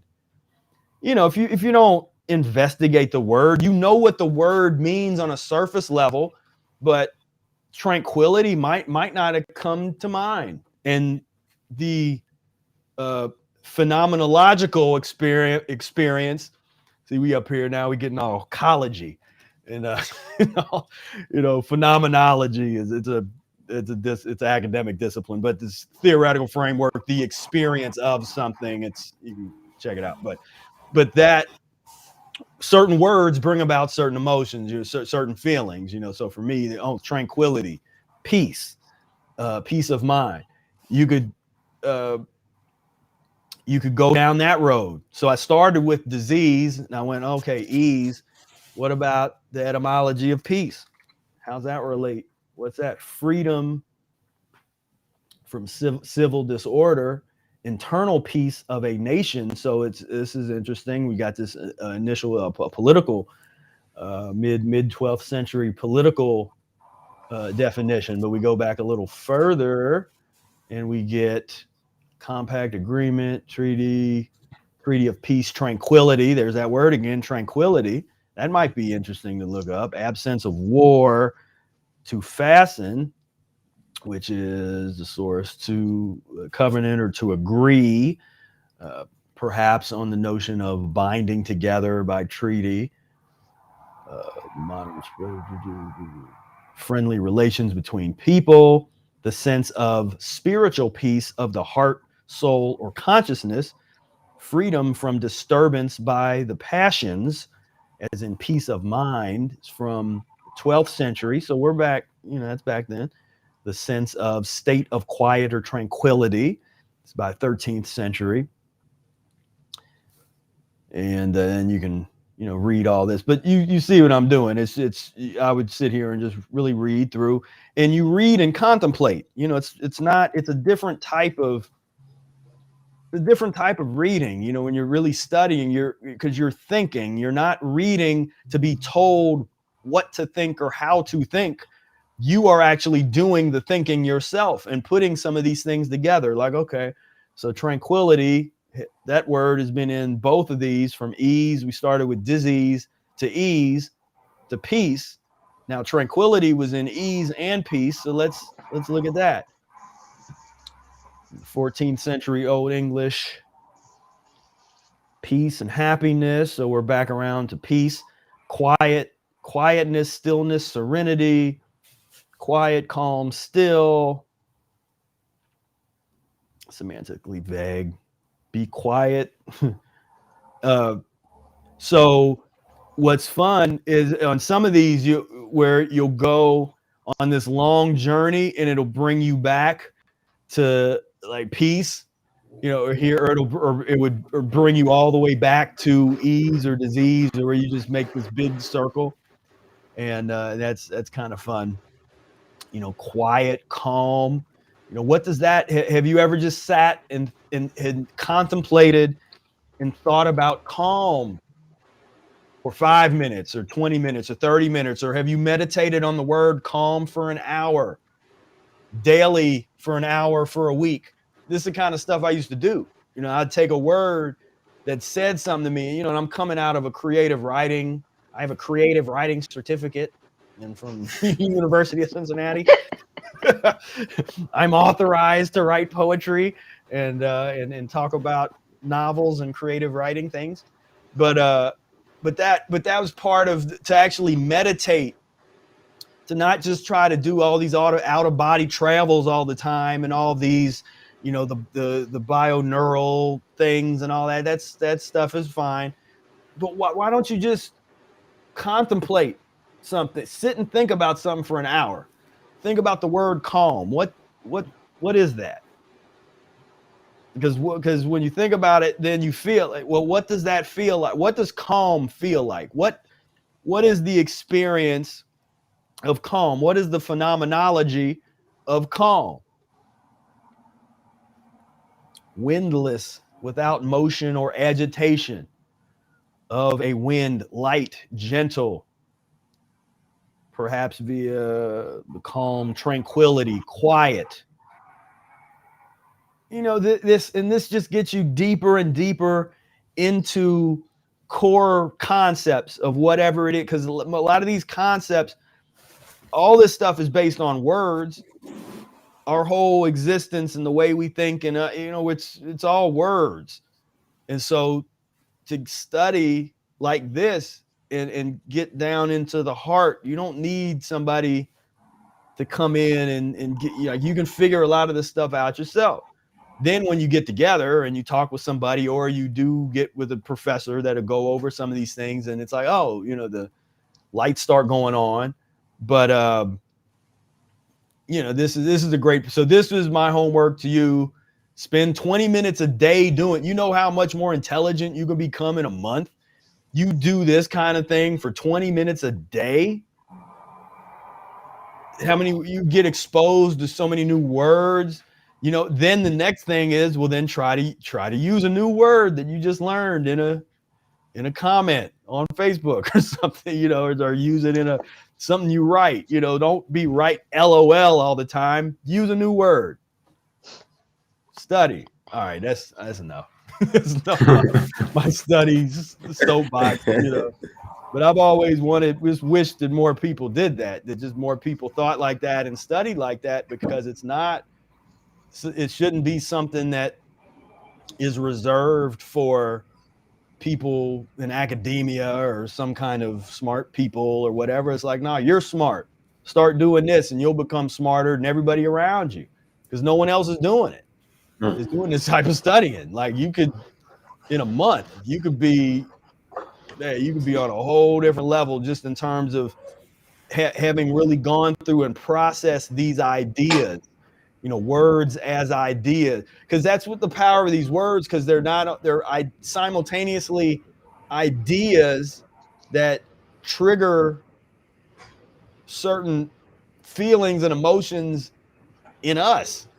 Not every word, but a lot of words, you put the words together, and they have all kinds of other powers. And that's why, some traditions have whole, there's just all kinds of theories about the power of, certain words that's the incantations and all that kind of stuff, the power of certain word combinations, the power of certain letter combinations. So that's the kind of stuff that I kind of geek out on and nerd out on, where I'm not really into numbers. There's some people that are like the numerology people that get real excited about numbers. That's not me. I don't really get excited. I don't see and put together people.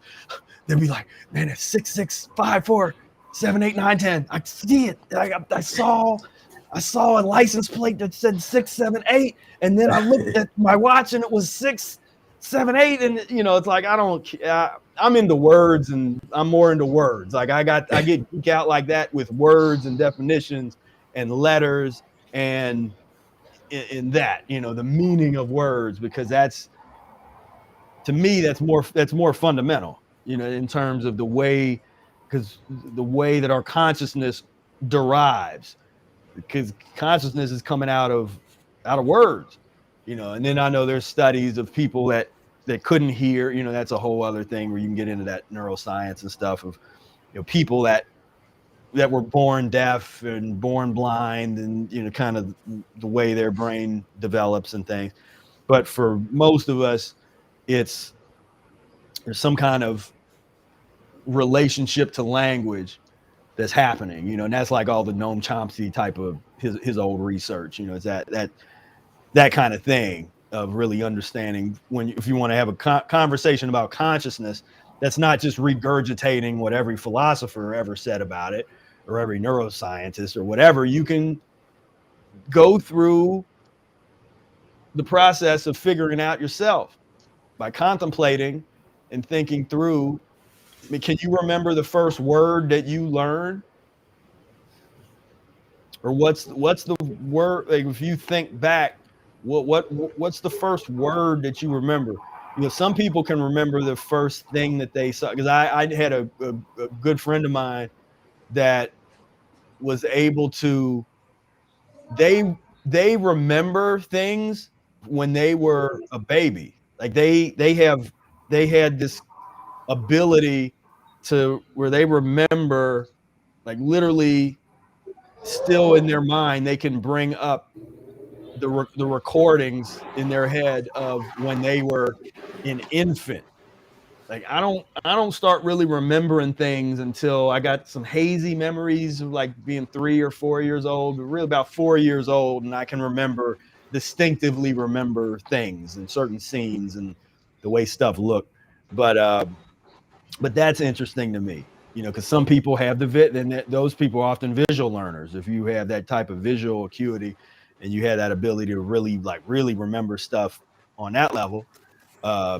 Of course, for me, it's auditory is my primary mode of learning and what I'm comfortable with. So I go back and I can remember hearing things, but before I can remember seeing things. Like my oldest memories are things that I heard, and voices and different sounds and that kind of stuff. You know, I can remember remember sounds that are older than what I can see, than what I can remember when I'm thinking about the visual, remembering visual. But, you know, what I'm talking here, it sounds like I'm just like but this is a process. I'm just going out loud, a process of a particular kind of contemplation. If you want to contemplate consciousness, because you're not done. He was like, well, I figured out consciousness. I got it. I read so-and-so's book, and I heard so-and-so's religious thing, or I listened to Abraham Hicks or this and that, or what. I've got it. I understand consciousness. Probably not. Keep contemplating. Keep going through it. Keep going over it.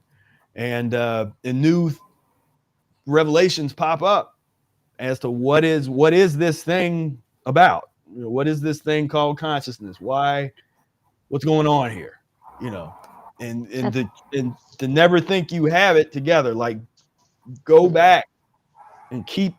And then when I say study, it's part of what I'm talking about. I'm like, what we're doing here, that's what I'm talking about. Is when I say study, that's actually what I mean. I don't know if how many people understand that that's what I mean when I say study this stuff. Do it. You know, it's like, what are you doing? What else would you be doing besides this? Like, what are you watching, movies or what like this? Do this. This is important. So anyway. That's interesting that you said you don't remember.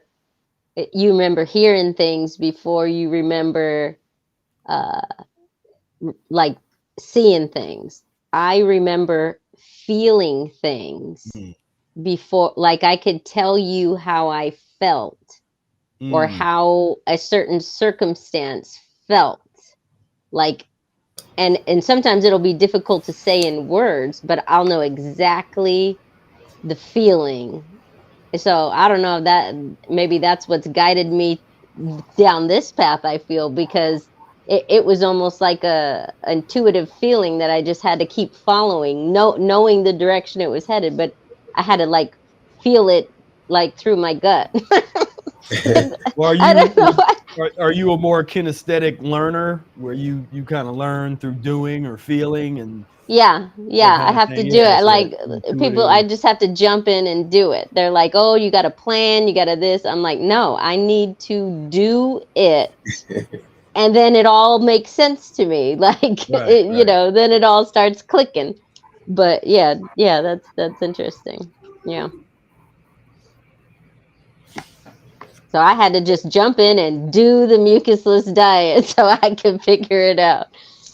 And Yeah, yeah, it's good yeah. stuff. It's good stuff.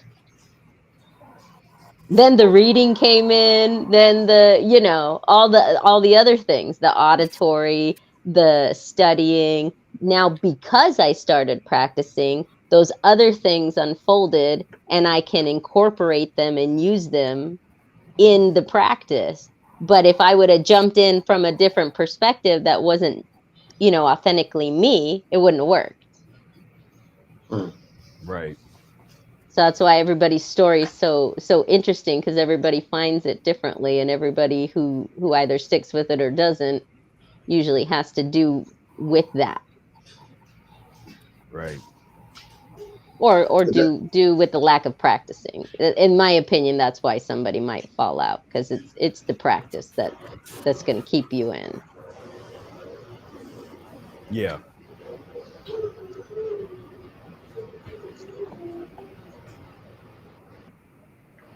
Yeah, did we oh yeah, sorry.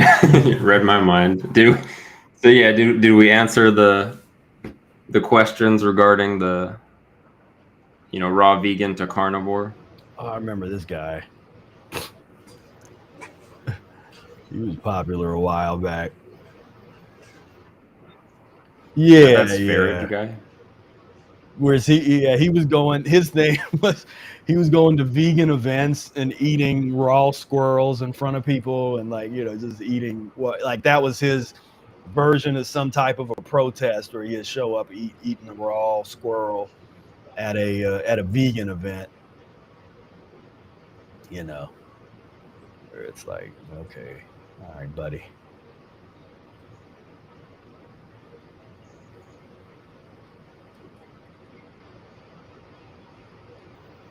And so the thing to understand is the mechanics. We're not saying that you can't choose, that it's impossible to choose that path. There's all these different from most of these things. The body has an incredible ability to adapt to the most ridiculous circumstances. And there's also a piece that you have to remember physiologically, the history of the gut. So a child of a little lighter complexion might be able to thrive a little bit longer on something like an all meat diet than somebody that's a little darker. Just historically, physiologically, they would all argue about that, all the carnivore people, but that's something, and we don't have to get too deep into that, but Arnold Ehret talks a little bit about that. He's got some theories on that you can examine about but the importance or the practical application of understanding those theories is to then better understand and put your transition into perspective, because then that's another thing with some of the fruitarian or the raw folks or that kind of stuff. They wonder why they start to have problems down the road, where at first they felt great, then down the road they start to have issues. They didn't put into perspective that your grandfather's grandfather, great great great great great grandparents might not have been eating fruits and vegetables. how far do you have to go back? And I say to do this mental experiment. How far do you have to go back before you get to your fruitarian parents? Two fruitarian parents, two parents that ate nothing but fruit. How far you got to go back? Depending on your bloodline, some people can go back faster than others to that. So if it takes your bloodline longer to get back to the two fruitarian parents, you're probably going to have to transition a little slower and take a little longer. And it's probably might be a little harder to really do this thing properly, to really transform your blood and your physiology back to that state. Whereas somebody whose parents were a little bit closer to that, different physiological things you might be capable of different, things within the realm of, physiological aptitude, certain things be like a little easier. But that's the kind of analysis that you then want to do for yourself in terms of understanding why you don't feel good when you're doing a certain thing, why you feel good when you do something else. If I mean, besides it just making me totally sick and potentially shocking my system to death, just to eat a bunch of raw, big old raw, whatever, livers and organ things and stuff, that's not going to be great. But, I have a situation where on my father's side, he ate not because they wanted to, but because he grew up on an island in Trinidad. And we had this discussion years ago after I started practicing the diet. And it was like super interesting where they didn't have a whole lot of money. So there wasn't a lot of meat. They might eat meat once a month or something, but they're taking whatever fruit they can find and they're eating that. And that's just island life. That's what happens on islands, in the 1950s and 60s and stuff. When people don't have any money, they're going to get the coconuts. They're going to get whatever they can find that is growing on the island. And he was talking about these people that be up in the mountains doing water fasting and some of these spiritual people and this kind of stuff. So that was interesting. That was putting things together for me in terms of a bloodline. Like, okay, that's why that could be a reason why fruit for me wasn't there was a real kinship with it immediately. Like, the fruit wasn't some weird thing where I've met some people who they have to transition into eating fruit because they just don't like it at all. Like it's like based in their bloodline. They would much rather eat what's on this plate with this girl than fruit, because that's their physiology had taken them so far in that direction. And yeah, things to think about. Good eating. Raw meat and butter. That's just. I honestly think that's what got me so many parasites, because I used to be into eating the sushi and the raw sashimi, and because I didn't start blowing up till after I started eating, like getting to where I was just collecting weight, till after I started getting more into that type of meat eating. Now, of course, it was with starch because it would be with rice, and where it would become more addictive. And to me, the addictive property is the parasites talking, right? And so, because I didn't have those issues before that age, there was, mucus eating and, minimal meat eating, and it was always cooked. But after I started getting into sushi, even though it was smaller amounts, it wasn't cooked always. And then all of a sudden I have these issues with my gut where I'm like infested with bacterias. And I mean, it just makes sense. Like, it's not cooked. I mean, we already have humans that are deteriorating, and decomposing while they're alive. through disease and thinking that this is normal, that this is natural for it to occur. All this pain and suffering before death is not normal. And I go back and look at my great great grandma who lived to be 113, who did not die from dis-ease. She died because she fell out of a tree. You know what I mean? That's how I'm gonna go if I die. You know, it's there's not gonna be no pain, there's not gonna be no suffering. It's gonna be, I was climbing a tree to get me some fruit, you know, some something came chasing out, you know, it would be accidental, it wouldn't be something that would happen on purpose because I deteriorated my body through diet over time, you know, and thinking that this is normal, that this is natural, this is what everybody goes through. You know, ask your parents, ask your parents' parents, did they die? How did they die? Because cancer is not that old.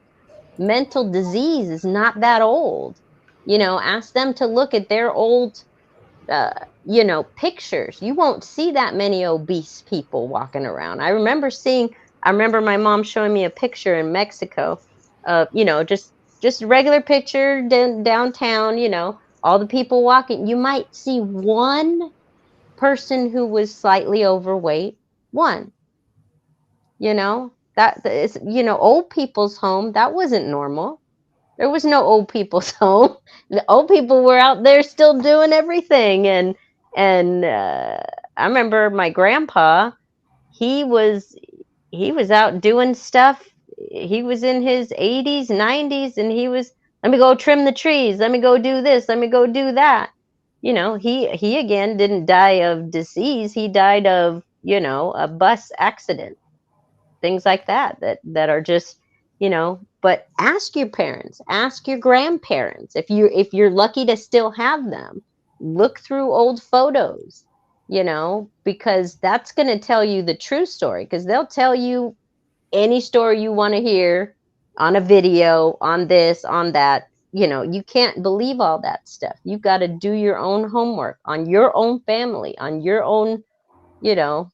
I don't know about how the blood things work yet, but I haven't gone down that route of doing your family tree through the blood thing, but that might be interesting. That might help me on my transition to learn, you know, where is my background? Where's this all coming from? But based on just what I do know, I'm going down that journey. You know, where did, even looking into the history of the food of your culture, you know, for example, in Mexico, corn didn't come into the picture until maybe 1200 BC. Before that, they still have records 7000 BC. Corn was not a big deal. That wasn't even a staple in their food, in their diet. You know, they say Mexican food's got cheese, it's got that. No, that didn't come till after the Spanish Inquisition. You know, that's not even that old. Where they started there was no flour, there was no cow, there was no cheese. You know, you go to a Mexican restaurant, that's all you get. You know, flour, tortillas, cheese. I was like, that is not Mexican food. Do your homework. That is not Mexican food. Right. But it's fun. Do your research. You know, look into your cultures. You know, there may still be mucus forming foods, but it's definitely gonna paint a picture and understand your own, you know, transition and why you may have certain addictions that you have, and help you through them.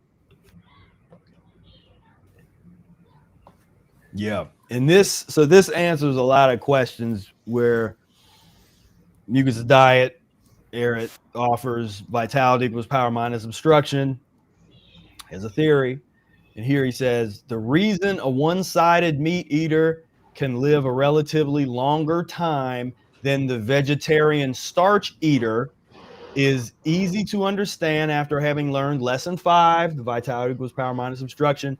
The first one produces less solid obstructions by smaller quantities of meat foods than the starch overeater, but their later diseases are more dangerous because they accumulate more poisons, pus, and uric acid.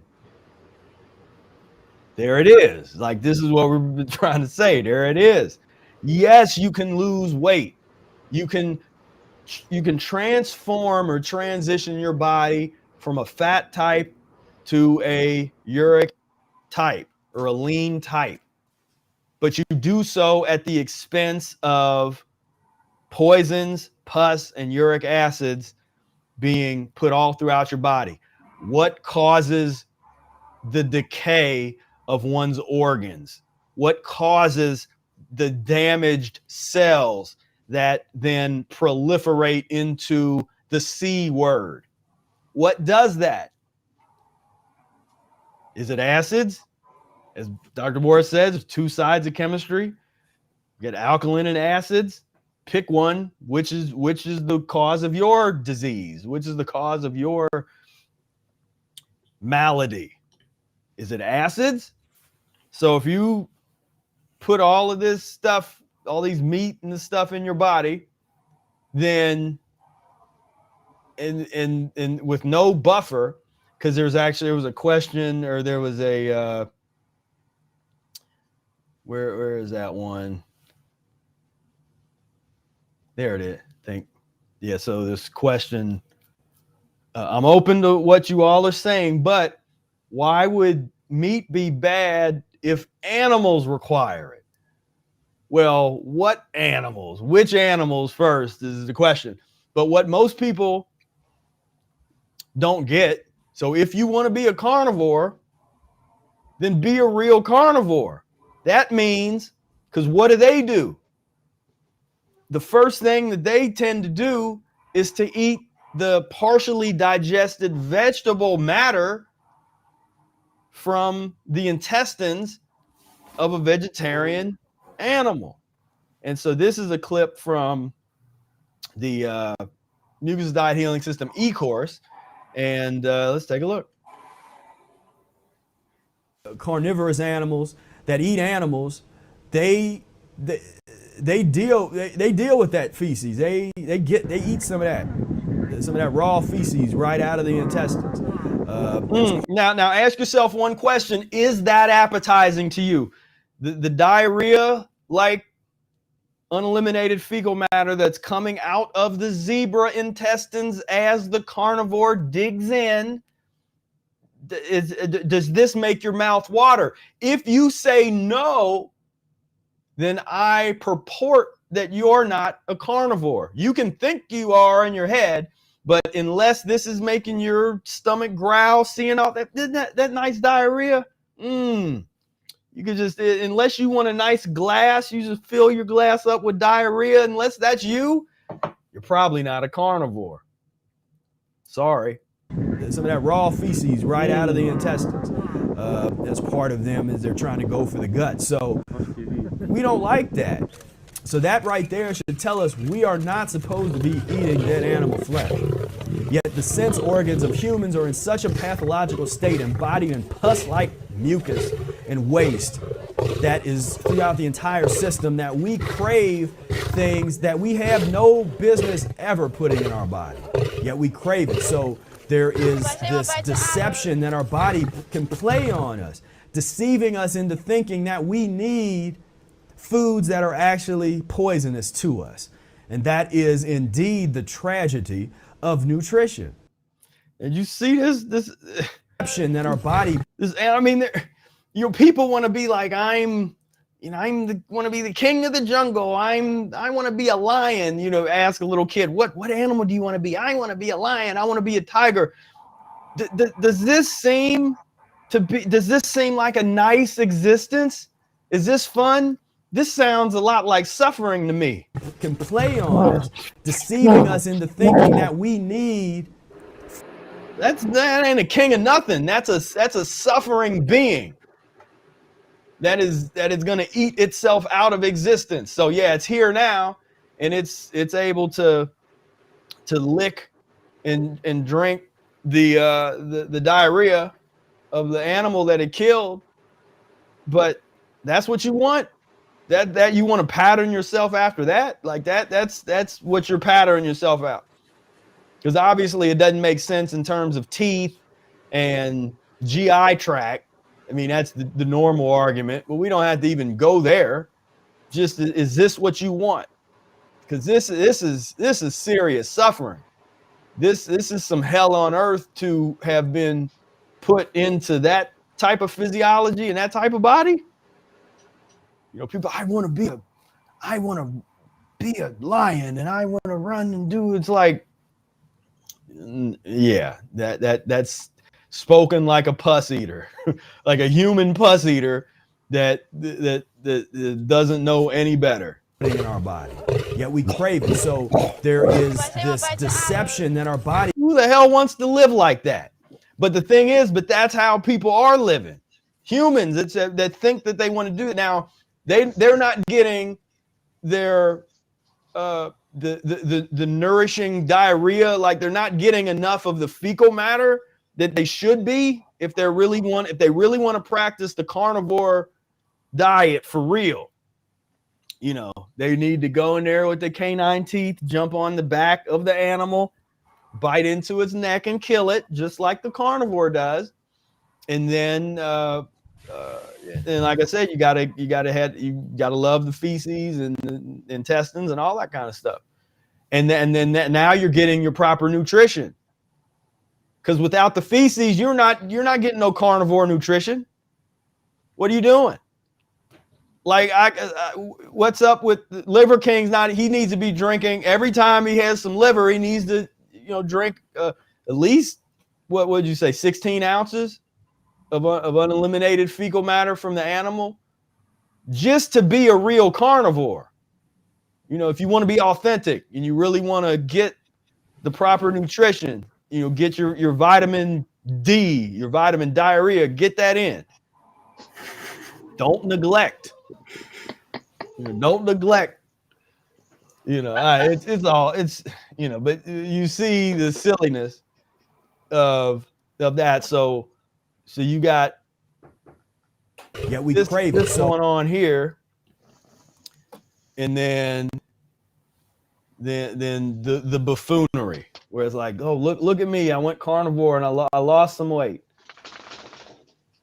because that future generations of humans will look back on that type of conception and that type of mindset as in the same way that we look back at a lot of zombies.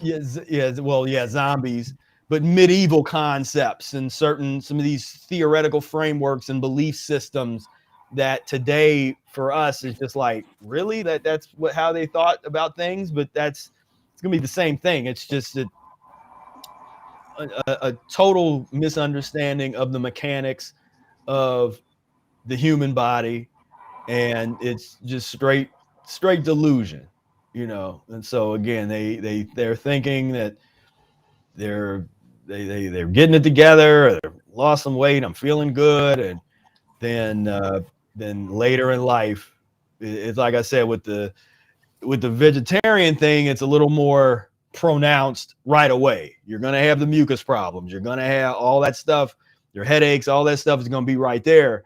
With the meat, the body it's like it's trying to process this stuff in a whole different, where it's like, oh, what the hell? It gives you a little bit longer time before stuff starts really falling apart.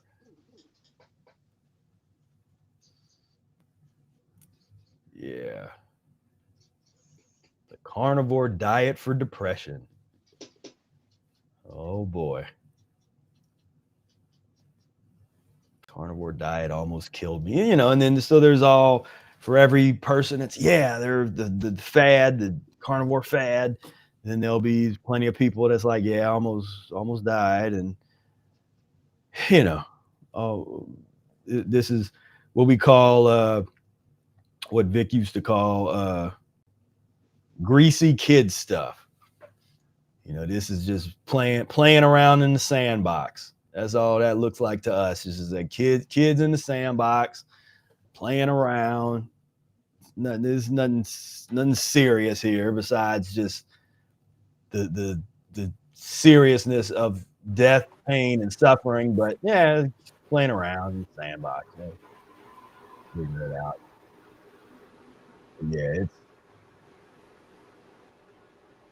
It's ridiculous.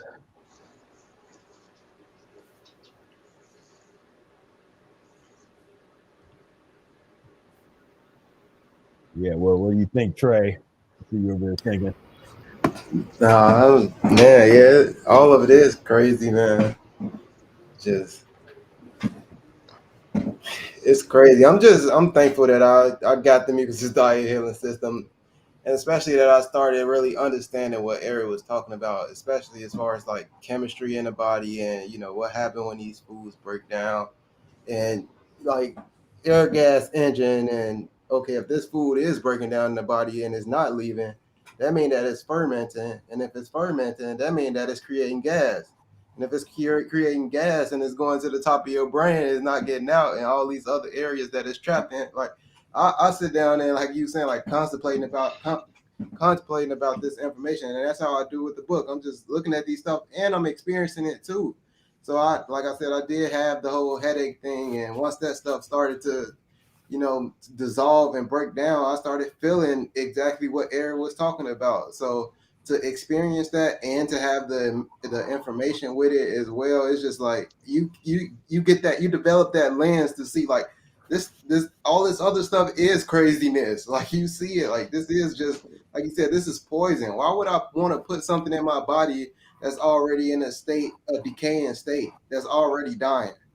It's already dying, which means it's about to start producing maggots and worms, and I'm gonna put that in my body in a living vessel, and now I got death in my body producing all of it. It's crazy. So I'm just wrapping my mind around all of it. Yeah, it's Spira. I was gonna mention and during the video that you gotta be fair though, because there are people that have the fecal matter soup. I think it's in China or something. Yeah, right.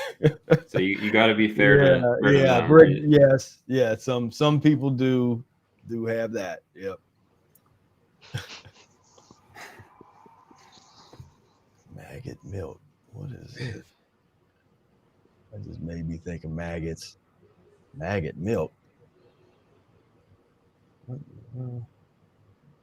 I mean, but you just see, but this is how we're so far away. But I always say that, humans have gotten so far away from nature.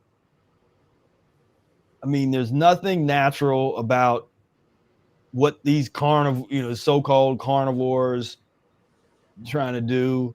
And see the question about the African. So what you got to understand about African peoples and that history is we pretty much only have access to the most recent. When I say recent, and I'm talking 50,000, 60,000 years, whatever, like we have a relatively recent black people that already fell. If you use that word, African, human, colored man, people, the party was already over by the time like we get data about what people were doing. And you go back far enough and you see people, the plant-based, and you can study that kind of stuff. We're at like the infant stages of really that level of research in terms of the collecting the data and then really putting it through a filtered lens to really understand,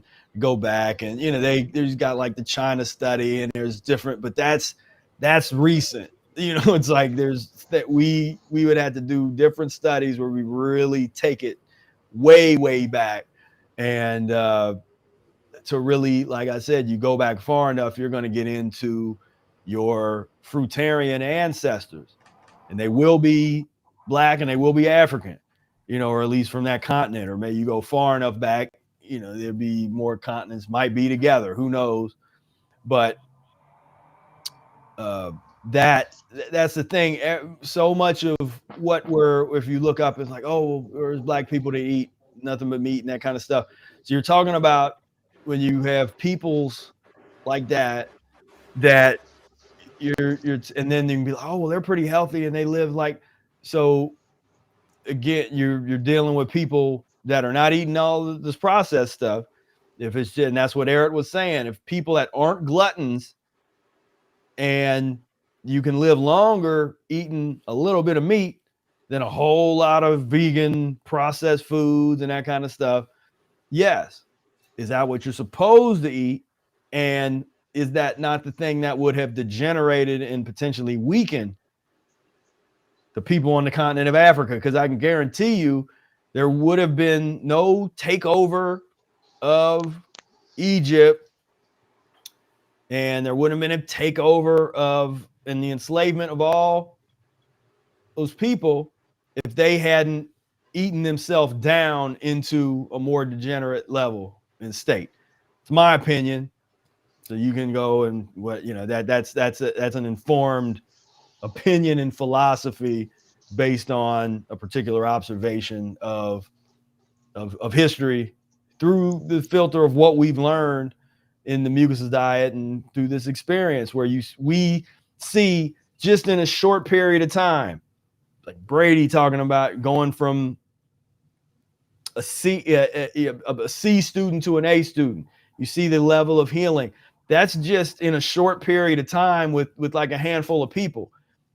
You talk about people that never degenerated down to this condition, the kind of mental faculty those people would have, the kind of abilities that we get excited because somebody, a human calculator, and you know, we're to a point where only a few people can do that now in the world. Only a few people have photographic memory. Only a few people can have these intuitive abilities to be able to communicate with other people or see things, or you know, there's a handful of people that can have these things that are kind of supernatural abilities. But what about when everybody had that? When those abilities were the norm and not the exception? You know, Superman would only be super amongst degenerates that don't have those abilities. If everybody has that, if everybody has telepathy and the ability to communicate with other beings across the planet through the mind. What do you mean? No, we came from monkeys. Yeah, well, right. Yeah, we came from fruit eating monkeys, you know, and so that's the thing. We, you know, the history, people like to give this rosy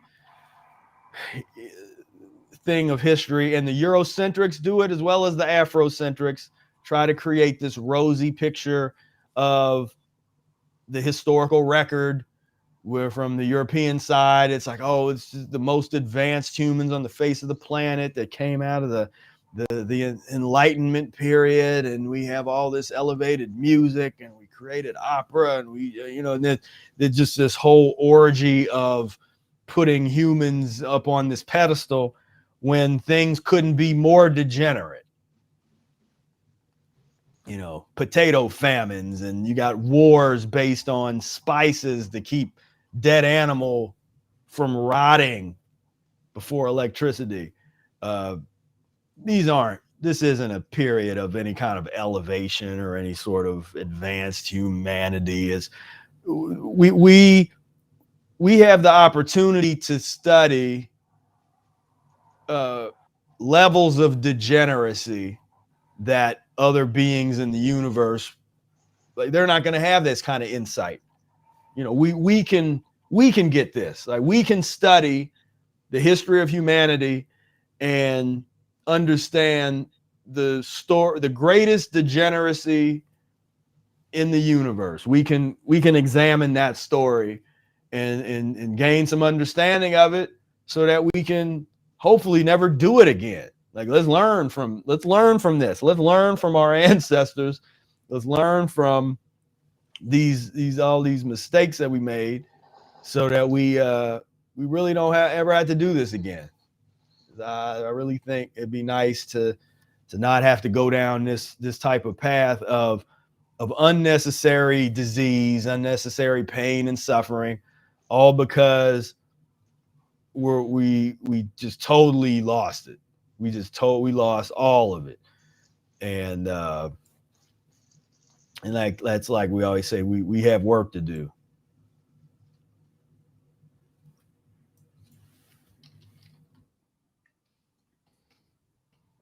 Yeah, but that thing that Trey was talking about the other day, that just stuck with me. I've been just thinking about that for days now. Just about groping in darkness, and then I know Spira really likes Plato's Myth of the Cave, and I just imagine people just in a black cave, just like bumping around and like bumping their head and doing all sorts of crazy stuff. And it's like the mucusless diet is like your flashlight, and you gotta you gotta find your way in Plato's cave and stop, running into walls and you know. Yeah, it's like we have a map. The mucus diet healing system is like a map or a blueprint. Like it ain't enough. That's what we're saying. It ain't enough to just read the blueprint and read the map. You gotta use it. You gotta figure it out. You got to go on the journey. Right. Got to go on the journey. Here's this famous meme from years ago that compares the different physiology, the teeth, from carnivore to omnivore, herbivore, frugivore, humanvore. What do our teeth look like? Do our teeth look like carnivore teeth, or does it look like frugivore? Then you can study this is all real basic. Like, this is basic stuff. Like, this is the kind of stuff, to me, everybody should biology 101. Yeah, like, this is stuff you should learn this in kindergarten, kind of level stuff. But people are like, oh yeah, right, hadn't thought about that. And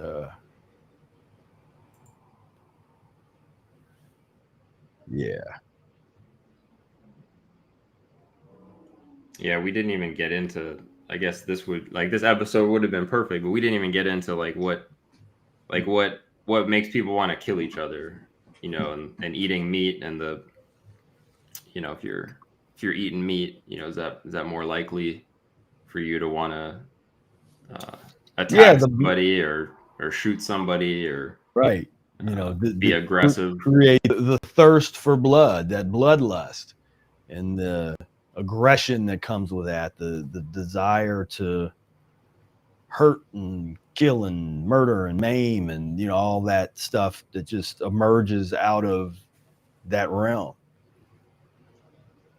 Yeah, I got a professor that basically is telling us to write whatever we want to make up our own theory, a human behavior or personality trait.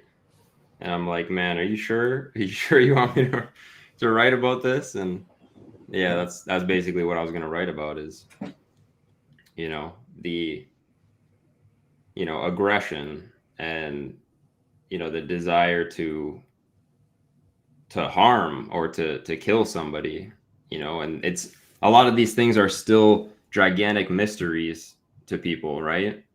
And they're trying to study all these things without taking in diet as one of the factors. And they admit it's still a gigantic mystery. But when you look at it from from an aridist perspective, I mean, it's like, how could you look at it any other way? And how could you leave that out of the equation? If you're eating flesh or you're eating another being and simultaneously destroying yourself, at least from this perspective, then, wouldn't you want to destroy something else? Wouldn't you already by default be destructive to other people or to your environment? So yeah, I think that's something that's definitely worthy of investigation. Yeah, bloodlust, the foundation of where does that come from in humans? And that's something eventually we're going to start doing the videos of what were they eating, a whole series of videos where when you have the murderers and the rapists and all these different deviants, and we say, well, it's not what were they thinking, what were they eating?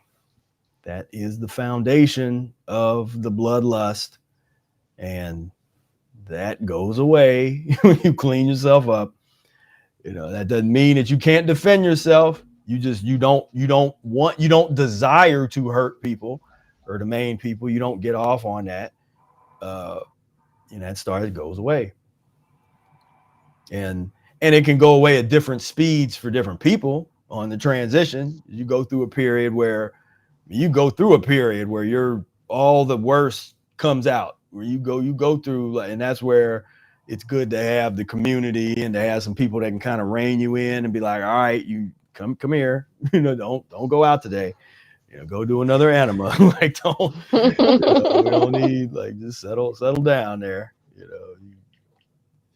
but yeah, we got a lot of work to do, a lot of work. But for me, it is the work to do. Like, it's why we're here. It's what else is there to do?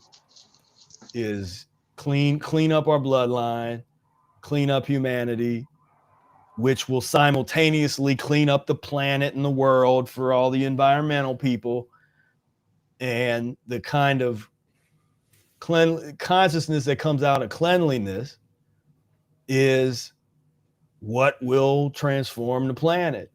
What everybody is wanting, what everybody wants to aspire to, and try to create all these different things, to solutions to the problems. And like, well, we'll go to Mars, we'll fly, we'll go and we'll create people on the moon. It's like, again, why we always want to leave. People want to leave their body, they want to leave the earth. Only somebody that's not at ease, that's not in a state of tranquility and calm, only someone that has some festering, undigested, liver and brains in the intestines. Only then will you have that type of desire to want to fly off into some other realm and be so fascinated with, like, the edge of the universe. And then you create a better microscope, or not microscope, but a better telescope. And it's like, oh, wait a minute. It's not what we thought it was. Or the Big Bang doesn't really make sense now with these new data coming in. And we're going to have to rewrite the books. No, well, don't tell anybody about it. Hide those photos. We don't want to rewrite the books yet. I mean, it's, that.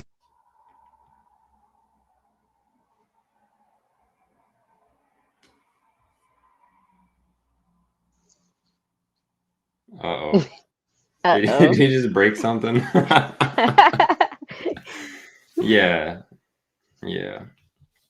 I was like echoing a couple times, but Yeah, so was I. I didn't know if I was having issues, so I just stayed a little quiet for a minute, and just in case. I was like, well, maybe somebody else will take over. But it seemed to work itself out. We got through the actual topic of discussion, and that's mainly, honestly, what I wanted to get at, really, was, that, like, because I was kept wondering, why do people always go back or fall off the Mucusless diet path? Like, why do people fall off the Mucusless diet path? Why do people, relapse super hard and go from raw vegan to, doing whatever they go and do? And those were the reasons that I came up with. It's like, people are not studying enough, they're not investigating enough, and they're also not practicing with a system behind them. So without those two things, like, you probably won't make it very far. Yeah, and that's been a big study point for me too, because I don't want it just to be, when I ran into this, I had already done a whole bunch of other things before that led me to this. And when I got to this was the only thing that was a complete system. It wasn't just an idea. It wasn't, it had, a starting point, an end point, and every which way to get to to continue the transition and by any means necessary for your specific physiology. But what was curious to me was, why do people fall off? And that's what's helped me slow down. That specific research has helped me slow down my transition, because it's important to me to stay on the transition, because this is vital, not for just myself, but for my children. And then you take it even further than that, for humanity, for the environment. It's not something I want to take lightly, or should I be, are those things you should be in a hurry about? Are those things that you should do things irrationally about? No, these are serious things. Your health. This is something, I like how Khalik said it. He said, this is rational eating. We've got to do these things rationally, because we've done everything irrational. That's why we're here. That's why we're in the situations we're in with our diets and our health and our children and so on, and our family members, because we were irrational about our choices. We didn't think them through. This type of diet stands the test of time. And put any other diet under this microscope of time, and they don't last. And they haven't. It's been proven. Before keto, there was Atkins. Before, all of these, they died young. They died of heart condition. Most people who died from eating green leafy plants and fruits died of either some accident or incident. It was never they died of, cancer or suffering or things like that. At least from what I've researched so far, it was due to they were killed or accident, or some type of situation that didn't have to do with health, which I find very interesting, because why are they all disappearing? Why is it being silenced, in my opinion? Why I'm in California, where Eric had a sanitarium, why is there not a movement here? Why are there not people talking about this? Why did it all disappear? Why can I Google this and not find a single soul near me that's doing this? That to me Good is question. questionable. This is very questionable. You know what I'm saying? And there are definitely motivations behind it. Why are the carnivore diets not being silenced yet? We mentioned something, and things are removed, deleted, gone. Why are we being targeted? Even just you, Brady, when you were coming down to Eric Day and you tell them, oh, I'm going to go have salad with my friends, and you're detained, right? If you were to say, hey, I'm going to go to the frat party with my homie, okay, no, go on right in. on through. Like, come Come on on in. through, right? It's interesting to me, because these are the things that you notice the difference, and they're real life situations that you see occur. And that's what to me is the most telling, because anyone can say anything on the internet, right? Anyone can paint any picture and justify it in any way, shape, or form. But how many people do you know are living healthy lives, eating fruits and green leafy plants and thriving? Hardly any, because I only find them on the internet, because they're not around me. They say there's so many more of us now, but I've met one family, and they're still kind of where I used to, it's just more starchy. It's still not making its way down the path. Over time it will continue to transition, because that's just the natural way of it. But I am really, really, really curious to see this community transition and evolve. And I want to see because the stories that come out of this are like no other. These are people who can go without eating, who can go with, if you want a good survival tip, change your diet and your blood to the point where you don't need no food, no water, no nothing. That is thriving. If you can transition your blood to be able to go without food and go without water for 40 plus days, I mean, the thought would never cross your mind to eat your friend on an airplane crash. Never. That would be just absurd. I would rather go out and eat some ice. You know what I mean? That makes no sense. But that to me are the stories that come out of this. Nowhere else do I see. I don't know any carnivores that are over there. I hear heart attacks, I hear blood clots, I hear all these other stories that come out of these types of diets. Out of this type of diet, I don't see that. And I've actually met people at like flesh and blood. I've seen the human beings, the brother Air growing his third set of teeth, not just read it in a book. I have met the man. These are the types of things that I want to surround my life and my family with, because that to me is the truth. That's my truth. You can have whatever truth you want. If eating a bunch of dead animals is your truth, by all means, go do it. But this is the kind of truth that I want to live. Yeah, it's where people this is my truth, my journey. Yeah. I'm on my journey. Just hey, take it, but at least go study your journey. Like Right. what does it result in 20 years down the line? These athletes that eat tons of meat, they don't have colons anymore. They can't, bend down and even wipe their butts half the time. This is not. And that Yeah. honestly, that's why they gotta keep rebranding the same diet, because Right. if people knew what the diet was, they would research the result, because the same results happen. So they just gotta keep rebranding these same diets and changing the names every single time, just so you don't keep up with what the results are. Like, this whole thing is just crazy.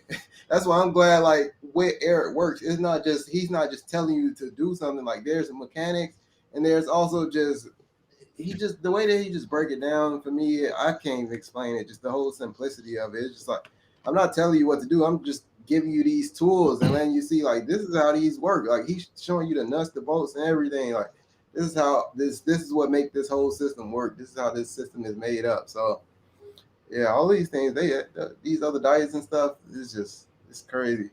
Well, Trey, one thing I thought about as you were talking was, like, what would be one thing I could say to myself back then when I was really into that extreme mindset, extreme behavior and everything. And without all the Eric's explanations and breaking things down and everything, the only thing that I could say to myself to make me really think for a moment would be like, listen, your body is like Pandora's box, and you don't want to rip that thing open too quick. So just be careful with it, because you could feel great for a period of time and then it could all go to hell. And there's way too many case studies of that. And obviously we don't like seeing people go through that.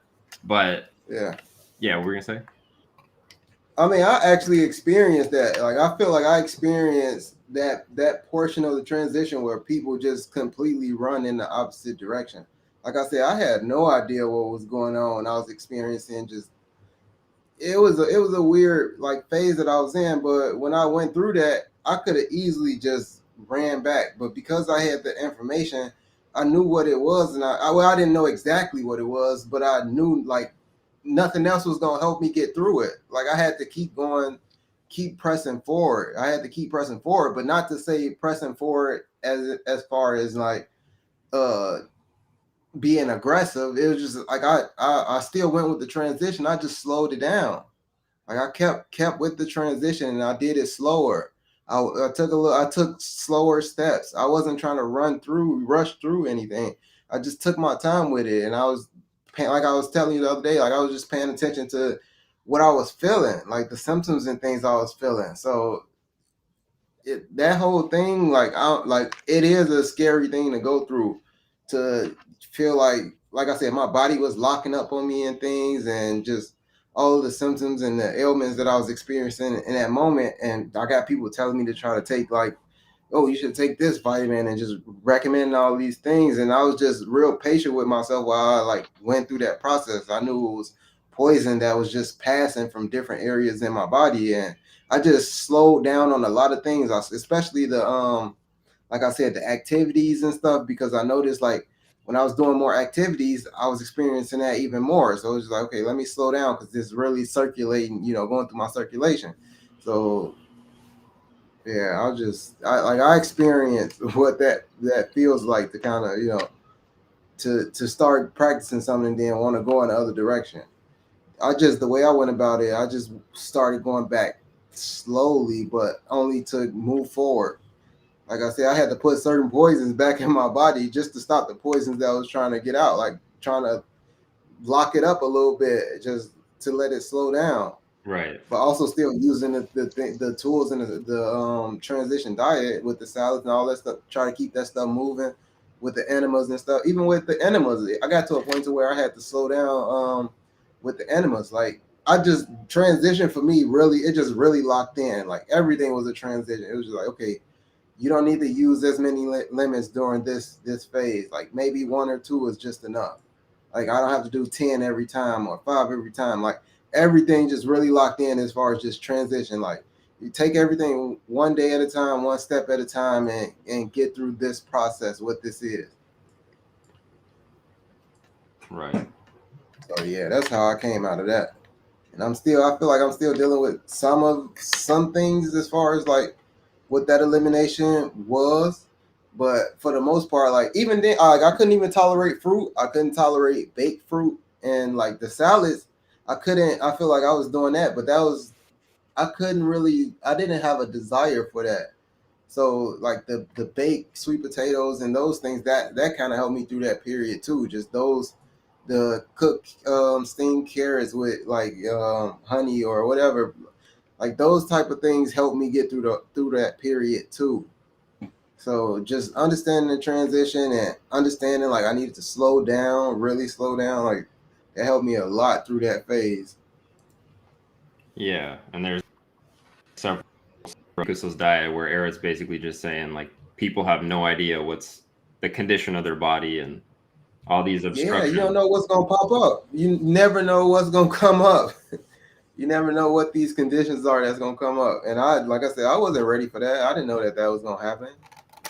But when it happens, you just gotta be ready to transition, to adapt, to change, to shift gears. Like I stopped doing everything that I was doing. It was just like, yeah, I got to do something different. I knew that. I recognized that immediately. Like, yeah, I'm not going to keep attempting to do the same thing. And I know the way that I'm going to feel after I do it. Like, it doesn't make sense to me. So I just stopped. I stopped a lot of things. It was just like I said, and Spirit kind of hit on it earlier. Like one door closes, another one open. Like all of that just pushed me. Really, it was just like, it wasn't that I wasn't already in this direction, but it was like I wasn't prioritizing this direction. It was just like, no, man, you can't have all of that other stuff unless you do this first. Because everything that I was trying to do, it always ended up in me coming right back here. It put me right back here. So it's just like, where am I going? Anything that I do is going to put me back on this path. So why am I trying to run from that? Why am I trying to escape that? So this is my path, and anything else is going to come after that.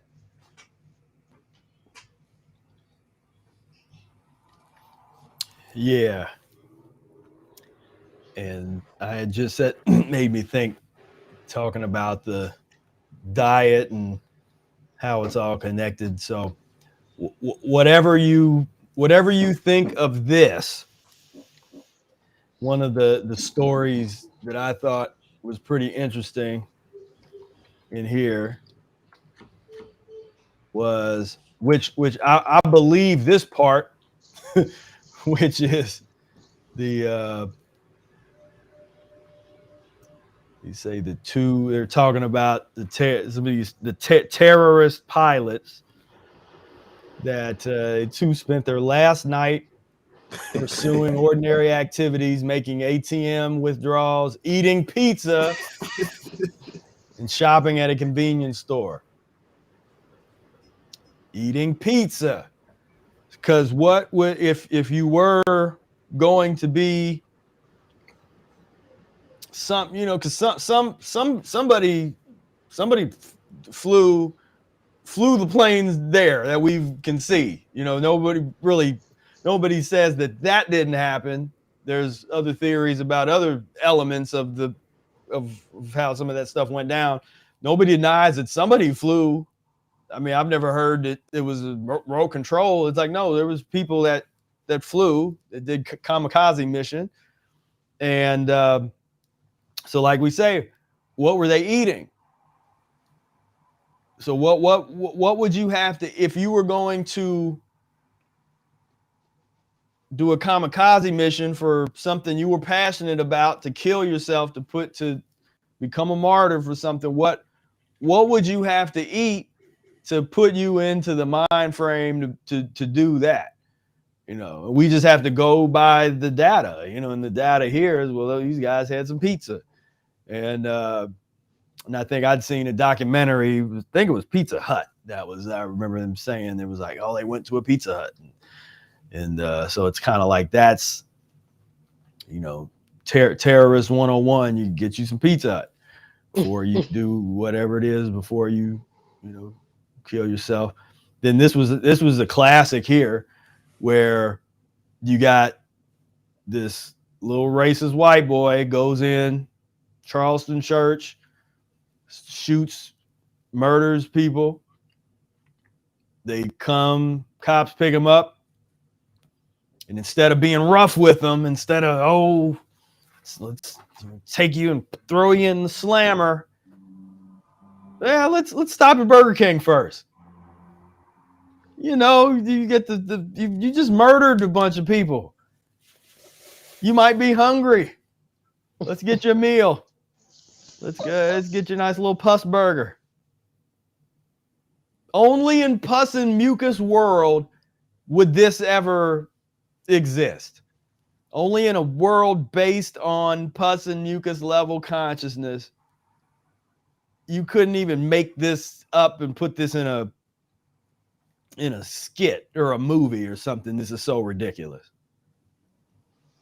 You got this murderous dude that really shouldn't have even walked. Like, he shouldn't even be walking right here. Oh, is that bloodlust? Well, no, now we're talking, like I said, we're not pacifists at all. So don't think that about us. Just because we don't want to hurt people, we don't enjoy hurting people and have that desire, don't mean if somebody comes to hurt us that we're not gonna defend ourselves, you know, mercilessly without any worry about you know, what's going on. So yeah, no, we ain't. Now, he would be a good candidate for my prison. Bring this guy to my prison. I can guarantee you he won't be racist no more. He won't want to kill, hurt people. When when we're done with him, he will be a different person. I would guarantee that. He would be a different person. But this is the world through our lens. This is what we see. We don't just see some little, you know, it was a bad apple. He was like, no, we see a pus-eating psychopath that needs, 20 years, 30 years at hard lemon, daily. That, what would Judge Spira, what was like, well, let's see, 30 to 50 years. Every day you get 2 lemon colonics per day. Then you know, we do the analysis of the physiology. Are we gonna fast? We will fast the hell out of them, but it's gonna be safe. So you're gonna, you know, maybe definitely a few weeks you ain't eating nothing for a while. We're gonna give you those colonics. We get you a nice, I don't know, a month is pretty good. Just when you get into the facility, we're gonna clean you out, something real fierce. You know, we might pump a few herbs through you or something. We're gonna clean you out. You know, then you just get to spend the next 30, 40 years getting free colonics every day, learning how to garden. You're gonna have to grow your own food. If you don't grow it, you're not gonna eat. So you have to go tend to the garden and trees, and you're gonna have a respect for it because you really are not gonna eat unless you grow it. So we ain't gonna. I'd like to go to this prison. Right? You show up just you I volunteer. I volunteer to go to go. Lock me up. Right. Yeah, but that's, like I say, constipation by way of pus and mucus eating is the root of all evil. The root of all evil, the root of all human suffering is from this eating thing. And you can challenge it. You can go, do your research, make your argument. But to do that, you would have to deal with the realities. First, you'd have to know enough about our paradigm to even have a discussion about it, to try to refute it. And then you would have to take into consideration the full breadth and weight of the argument. What we're saying, find us examples, and find us substantive examples where the mass murderers weren't pus eaters, weren't pus and mucus eaters.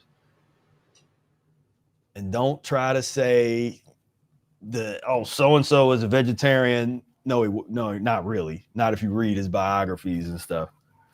I don't think I can say his name on YouTube without getting demonetized or something. Y'all know who I'm probably talking about. Hopefully you do. Pus eaters, pus and mucus, the foundation of all of this. So much unnecessary process, chaos. I like the definition, the Kabbalistic definition of chaos is unnecessary process. So much unnecessary process that literally is the lives of so many people. Like that's how they want to live, is in the drama, in the chaos. It makes them feel alive. Because when you're eating death, like what would make you want to go jump out of an airplane? Like I got this thing on my back, and I hope it deploys when I pull the string. It might not, but it's exciting that it might not. Like, what are you eating to want to do that? What's going on? It's funny that you mentioned that because when I was like, before I started this path, I was all into like roller coasters and all of that stuff, but after I got on this path, it just wasn't attractive at all. Like it's like watching, like, okay, you're drinking with people and it's like ha laughing and all of this stuff. But when you're not drinking with those people and you're just watching them, you're just like, what are they doing? Like, why are they doing that? And that's what it was like. It's just like, man, like I wouldn't do that anymore. I don't even desire to do that anymore. Like, you just see stuff in kind of that lens. It's just for me, it was video games, because I never was into roller coasters or skydiving. But now I look at things like Grand Theft Auto and all these things, and kids playing that and spending like 8, 9, 10 hours a day, literally just going on a computer screen and just like slaughtering people. And I get so many advertisements on whatever, Facebook and everything, where this new game comes out and you're just basically like, how good can the graphics get for you to go and slaughter people, pretty much? And it's like, this is like, damn, this is really what, like, I was like younger and I would eat a bunch of donuts or candy or whatever, and I'd go and play these games. And I just look at that stuff now, like in a totally different way, like, man, you know, that's just not, you know. And then I did an experiment. I think a couple of years ago, I actually went and played a video game or something like that for like 5 minutes, and I was like, nah, man, I can't do this. This is not fun anymore. And I'm pretty sure you got to kind of analyze it just from just how people kind of normalize that behavior just by playing those games. Just like, you know, this is normal now, you know, going through it, just they don't see a problem with it. So once you hear, you know, especially with the whole, you know, the news situation, they keep repeating it, just normalizing death, just over and over, normalizing it through every type of way. Right. Yeah.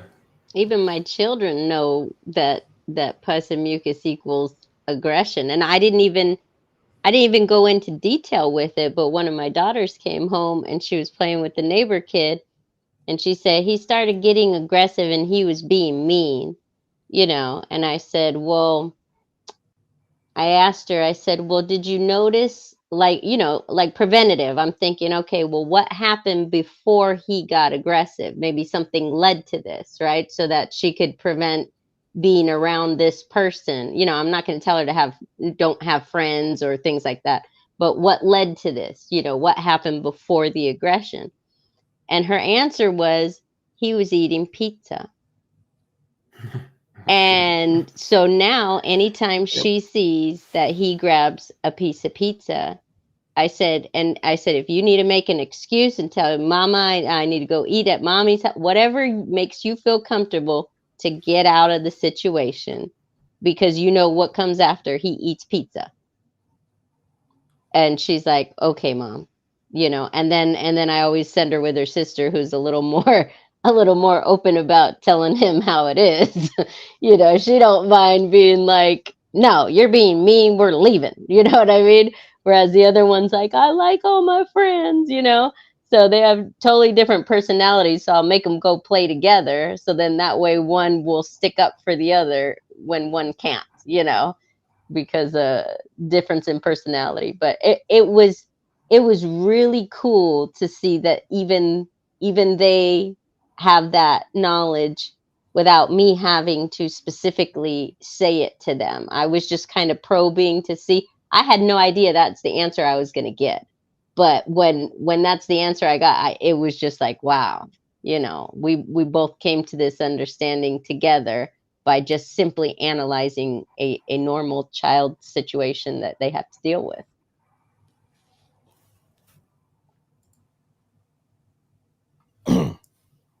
What do you think the final meal of serial killers were? John Wayne Gacy, rape and 33 counts of murder. He wanted 12 fried shrimp, bucket of original recipe KFC, French fries, and a pound of strawberries. Timothy McVeigh is 168 counts of murder. Got he just wanted some ice cream. And we got, that looks a little carnivore-ish to me there. We got triple homicide. He just had a bunch of random steak and pasta, and just looks like a regular old meal. I don't see any all fruit last meals. It says here's a faster that didn't want to eat anything. Oh boy. Went all in. You got lobster tail and steak and apple pie, vanilla ice cream. Lord of the Rings. Eating while watching Lord of the Rings trilogy. Oh man, getting it in. I didn't realize how death filled that movie was till I watched it again recently.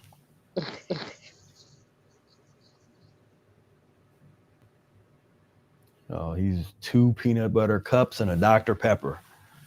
Okay. That's a last meal, I guess. It's just a bunch of, but yeah, I'm just seeing a lot of pus and mucus. A lot of pus and mucus. This is, you know, do Do you live like this is not the, do you eat like a silly serial killer or do you live a different type of lifestyle? That's like we always say, you can't complain about your oppressor when you eat and live like them. You can't be up here cussing about Biden or cussing about Trump or complaining about whoever when you live like them. You aspire to live like them. You eat what they eat. You live like them, and so you have no basis to complain. Now, if you live in a life diametrically opposed to the one that they live, now we can have a conversation, because now we're talking about revolutionary change. You ain't gonna change nothing with like you're gonna eat better, president. That ain't gonna work. We had to do this through blood, through the transformation of the bloodline. Ugh. Baked chicken, mashed potatoes, country gravy. Just death. Death begots death. Murder begots murder. And that's the realm. That's the state. That's the level of consciousness. Where whether we talking about the wars, is hot button, there's always war happening. There's always a genocide somewhere. And what's at the foundation of all of it? What are the soldiers eating? Have they been living on a diet of fruits and green leafy vegetables since they were born? Or they've been eating pus and mucus? They've been eating like these serial killers. And then that it makes them, let's just go kill a bunch of people today. Let's murder thousands of people at one time. Where does that come? People. It's political. There's hatred, and foundation of all of that is what any one of those people are eating. It's not, people want to make it up to all this other stuff. We're like, well, it's the way they were raised. It was their religion. It was what they were eating and what they are eating. Was it change my mind? Prove me wrong. Like change my mind. Go find me the genocidal army that is eating nothing but fruits and green leafy vegetables since they were born. I can find you the genocidal armies eating all manner of pus and mucus forming foods. And so that's a place to start. That's a starting point for anybody that's concerned about the genocide, anybody concerned about the human trafficking and the human trafficking of children and the kind of abuse that happens all on this planet to the kidnapped children, it's horrendous. But unlike everybody else on this planet, we have a fresh answer. We have a brand new answer that no one else is talking about. So at least we have an answer, because most people don't. Most people, what were they thinking? It's mental illness. It was how they were raised. They had a tough childhood. They were beaten as a child. They were raped as a child. They had all these all manner. And then even there, what the rapists eat? Mental illness. You talk about that. How much more mental illness is there nowadays that our diets have degenerated? It's compounded. There was never this amount of mental illness in the past. I mean, I personally worked at a school, helping these kids. I didn't realize how many kids in a local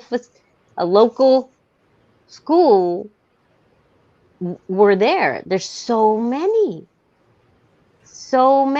and and I'm looking at what they're eating. They're flipping out because they don't get their mucus. They're flipping out because they don't get their pus. They don't flip out, you know. I used to hand a kid apple every day. He would eat his apple and be so happy. You know, he'd play with grass.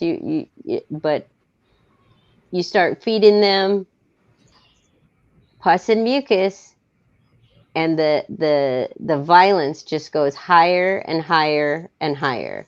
I mean, I've seen kids knock holes through a 2-pane glass window with their bare fists. And what were they coming to school with every morning? Pastries. Every morning, that kid was getting bigger and stronger and bigger and bigger. And then, you know, he can use his whole mental power to concentrate it and, you know, blow a fuse, and just, you know, he can hurt himself and he can hurt anybody else around him. But just think about it. When food was not available at the amounts and the rates at which they're available now, that type of mental illness didn't exist, because you couldn't eat enough to get your way to that mental illness. Now we live in the age of gluttony. I mean, everything is just available. You can eat as much as you want, and there's no stopping you till the body physically stops you and says, I'm done. I can't do this anymore. But sometimes that takes years. That could take decades, because like you said, we're built to adapt, and the body's going to adapt until it can't no more. Yeah. And again, and it would be in a pus mucus world where the people that are the oldest, that lived the filthiest lives, are the ones put up on the pedestal. So everybody's like, well, what about George Burns? He smoked a cigar and he was 100 years old or whatever. You know, they want to bring up those examples where it's like, you're going to have a couple people that get pretty old that live a filthy life. Does that mean that that's what we're supposed to do? So one because in pus and mucus world, the filthiest of us are the ones that are put the highest up on the pedestal. So looking at your celebrities and all your people out here, you're talking about pretty nice amount of filth. The ones that get really put out there and really put up there, you know, there's quite a bit of some things that there's rumors of filthy things behind the scenes that's going on. I don't know. I'm not there. I don't know. All I know is that pus and mucus is the foundation of all of it, of whatever allegedly is going on behind the scenes of any where people get real into the Hollywood and Hollyweird and all that stuff. I don't know what's going on, other than I know all of it could be true and not be true. The foundation of all of it is pus and mucus. So I know that there's plenty of, however deep down the rabbit hole you go, the levels of propaganda to get people stuck and invested in the pus and mucus ideology is just goes on without any restriction, you know, because there is nothing else. We don't have access to be able to, we could create a whole level of mythology and line of series of movies and TV shows that would come out of a immortality mindset, you know, as opposed to a death culture mindset. You know, we already got all the ideas. We got the scripts and the screenplays ready. We just need the resources. We can put some stuff out there that'll blow everybody's mind in terms of, you know, really seeing the world through a whole different lens. But, you know, and that's going to happen. That time is going to come when it's supposed to. But, you know, for now, we just have to watch the pus eaters make all the movies and come up with all the, you know, try to have control over the mythologies and, you know, try to create pus eating immortals You know, they like in their movies, they like the pus eating celestials and, you know, all this is nonsense. But, you know, we got something for them. You know, when the time's right, we're gonna put some things out there that'll transform some paradigms seriously, like some serious paradigm shifts. But so yeah, so this has been a pretty good session. I gotta start wrapping up. We made the 4-hour mark on this one. Really? Yeah.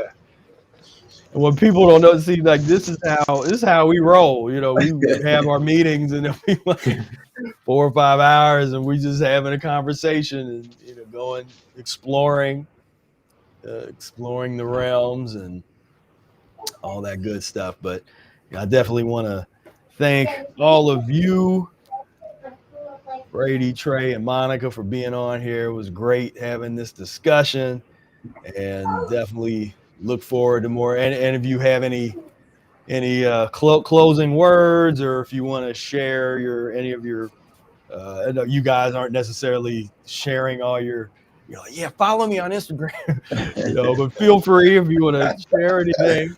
Please don't make me get one. Yeah. Right. Yeah. You know, Well, yeah.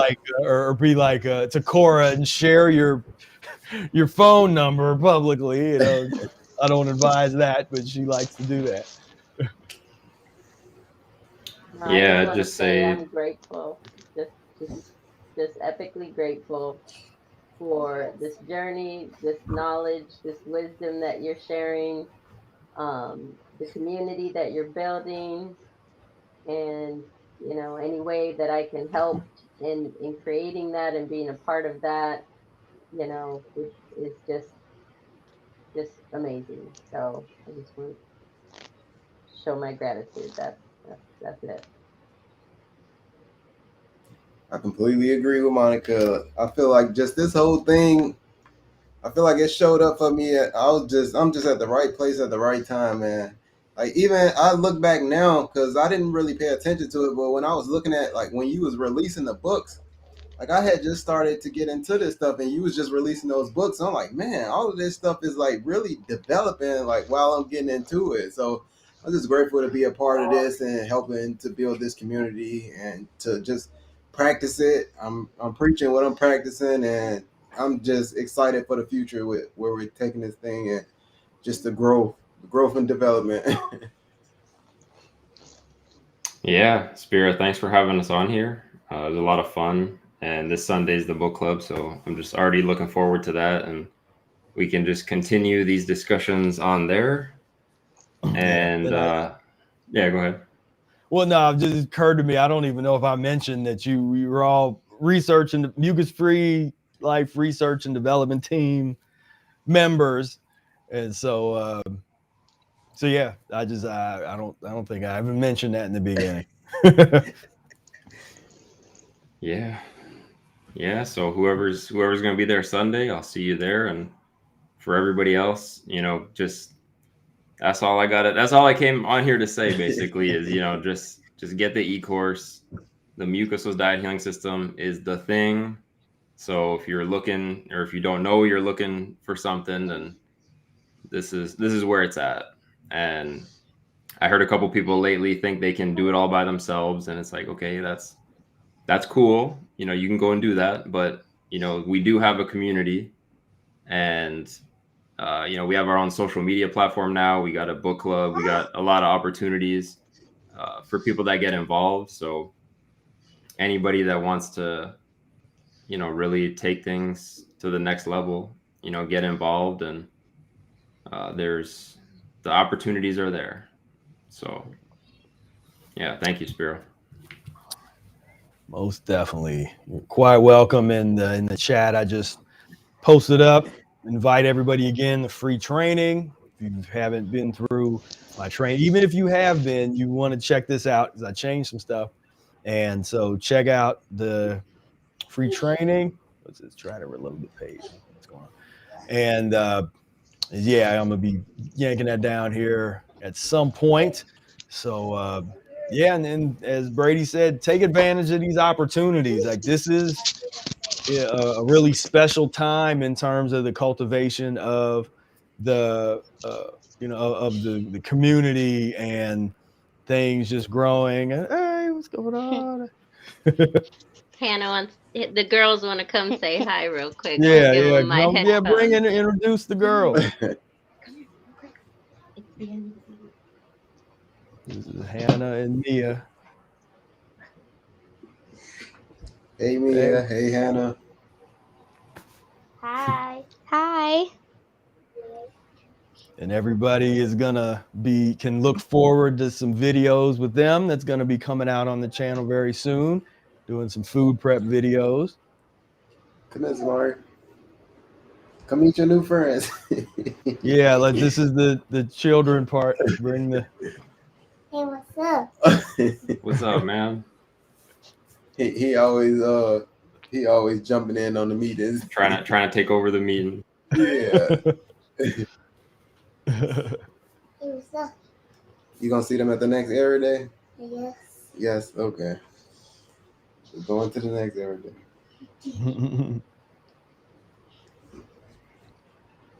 Yeah.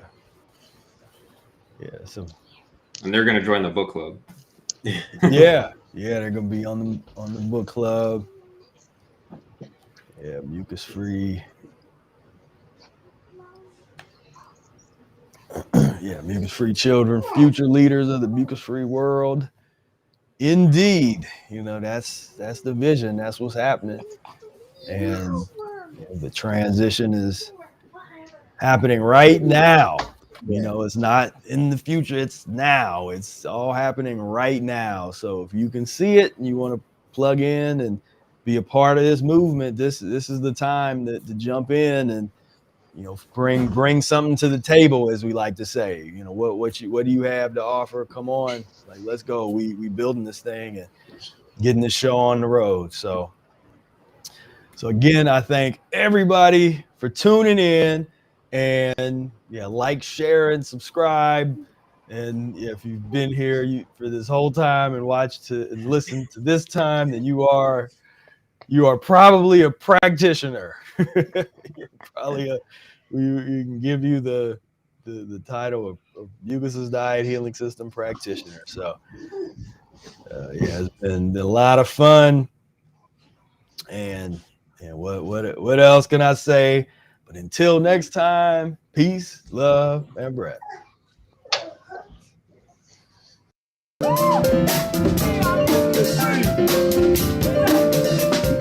We are mucus-free.